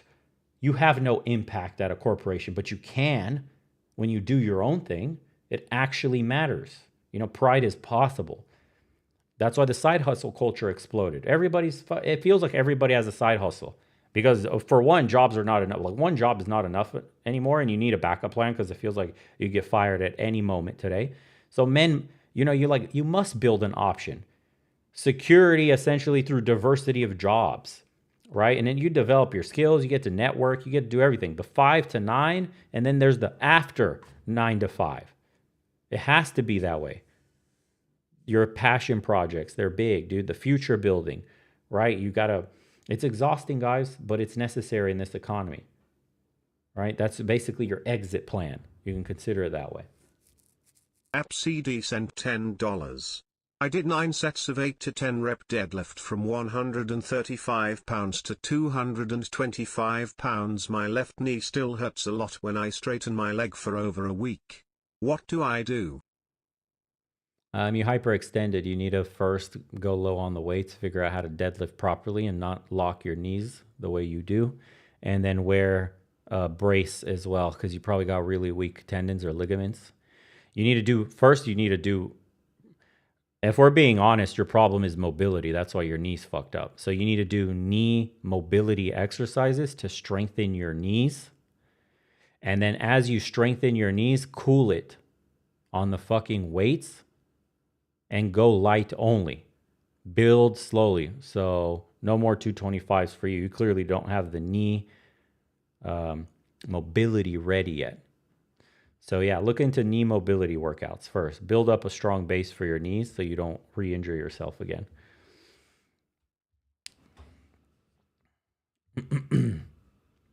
Yeah. So then, oh shit, let me play these. Mr. Zoli to 777 sent 1,000 yen. My GF don't drink, never been to a club, zero interest, barely saw movies growing up, zero Disney, body count of 1 before me, guy cheated, not a boss babe, clings to me. She's a gem. Don't give up, men. Agreed. Jose Rodriguez, Dominican Republic emoji, sent $20. Yeah, it's very true. I'm 48 and have no brotherhood, so I decided to do things on my own, and yes, I definitely suffer in silence cause most people around me are like sheep, so I hit the gym and have a personal trainer now. Good shit. Yeah.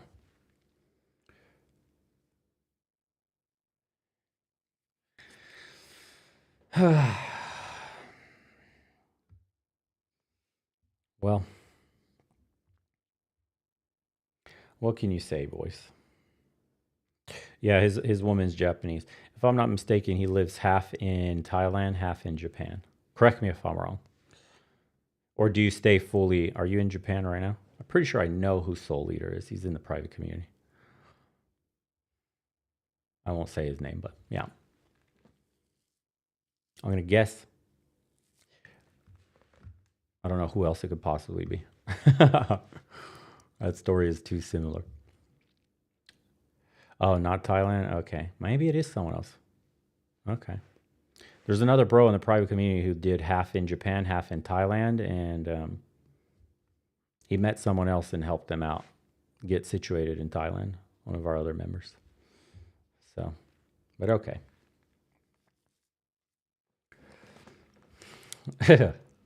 Very sad, but same story though. Puerto Rican descendant. Oh, very cool. Yeah, so we have another guy in the private community.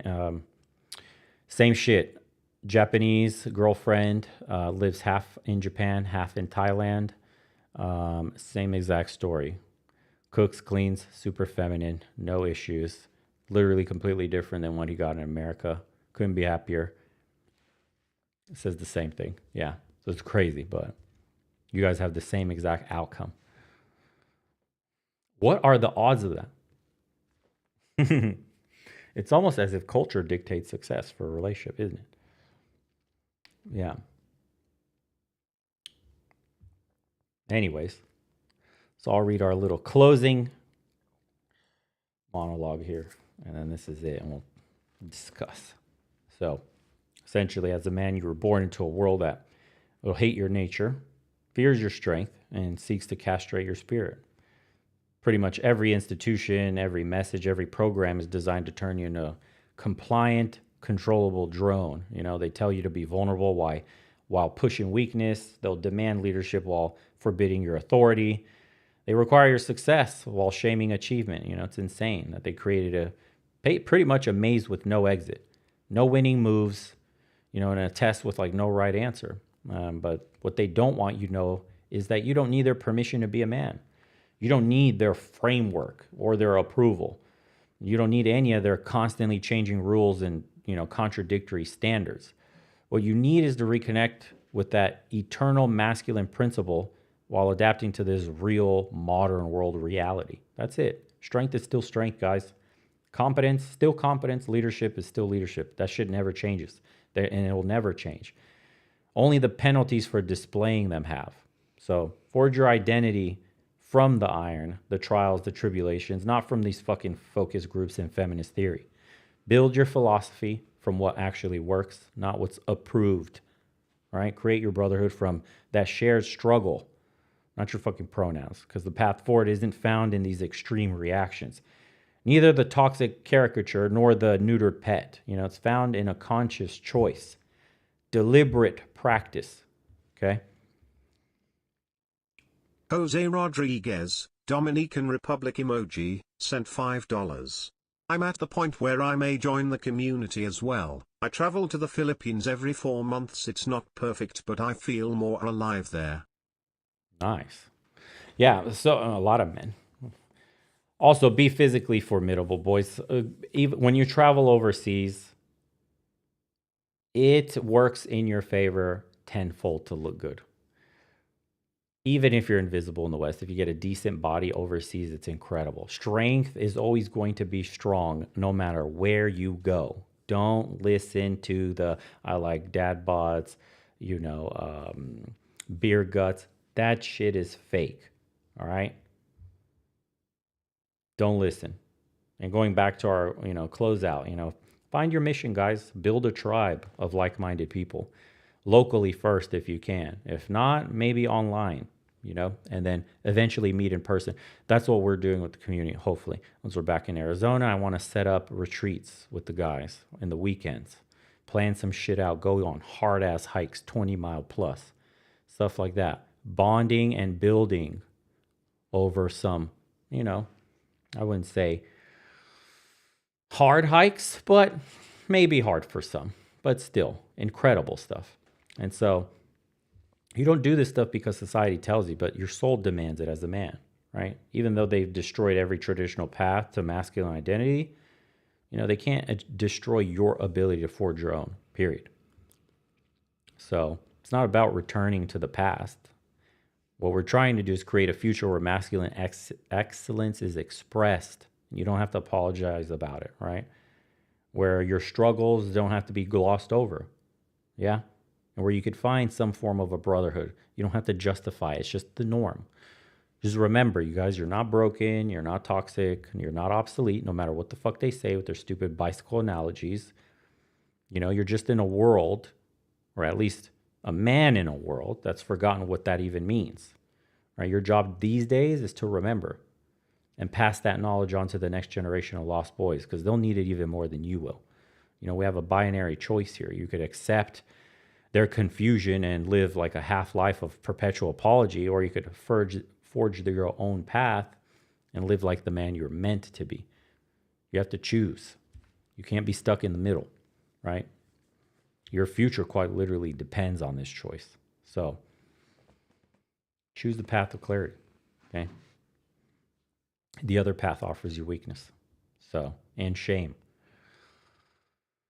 And that's it. That's your identity that you're trying to build, your rules, your life. That's all. Be the very thing they fear, a strong man. Don't become the thing that they want you to be, weak. And you do that in the presence of other men. This is why we form communities. This is why we look for them, essentially. Yeah. Anyways. That ends our identity crisis. Hopefully you guys like it. Ones if you did in the chat for the modern male identity crisis. It was a long one. I wasn't expecting it to go this long. Jeez.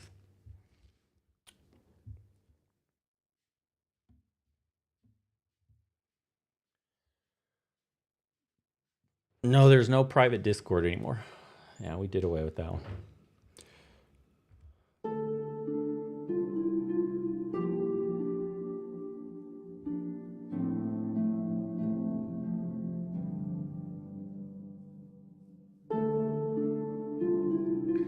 How long we been streaming for? 3 hours, 28 minutes. Do a little Q&A and call it, boys. After shower, get ready, going to the beach tomorrow.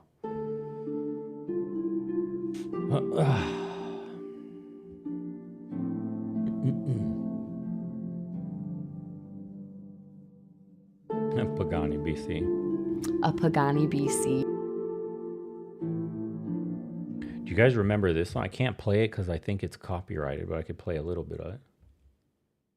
No, I can't. I lost my GoldenEye one. Damn it. Okay. I lost my GoldenEye song. Oh well. Oh no.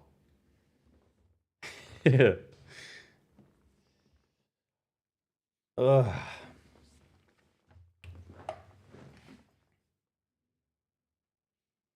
Yeah, you know, she stopped doing episodes like that with the Pagani BC stuff because that shit was going viral with the crazy fucking answers those women were getting. She even came out with the video.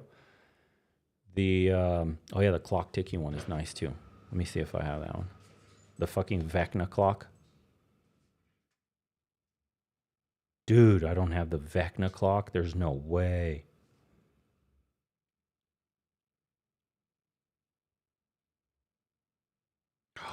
I didn't put the Vecna clock on my, hold on.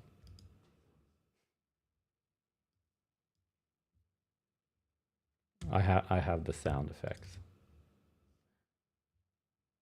Fucking Vecna, dude. There you go.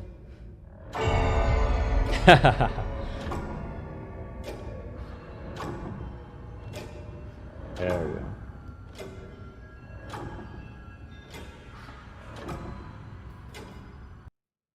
But I had that shit on repeat. I don't know what happened to it.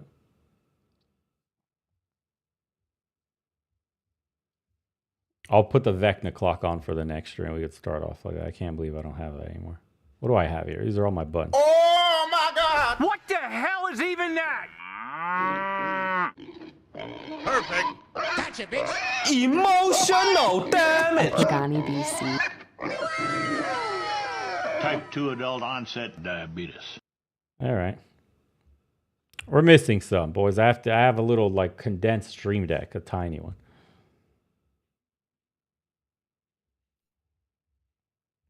Nope. Okay. Yeah, that was Street Fighter 2's perfect, yeah.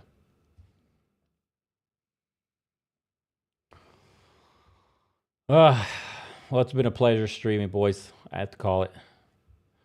And take care of yourselves. Hopefully you liked today's stream. We should have another one, I think Wednesday. Wednesday and Sunday. Friday. Yeah. Wednesday, Friday, Sundays. Every week. I have to put a little banner up here on the screen that says that. Streaming Wednesdays, Sundays, Fridays. All right. Take care, guys.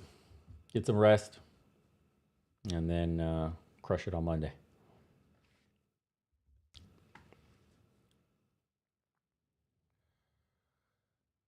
You should see this YouTuber interviewed me one-on-one sometime. It was fun. Link it in an email, dude. tribeofmen@yahoo.com. Use your voice. Well, actually, let me see something.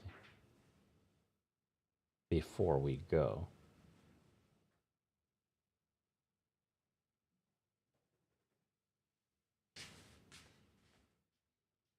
I was trying to see if I had the... It was Elder Scrolls. Okay, Oblivion music. There that is. I don't have... Oh, I do have the James Bond.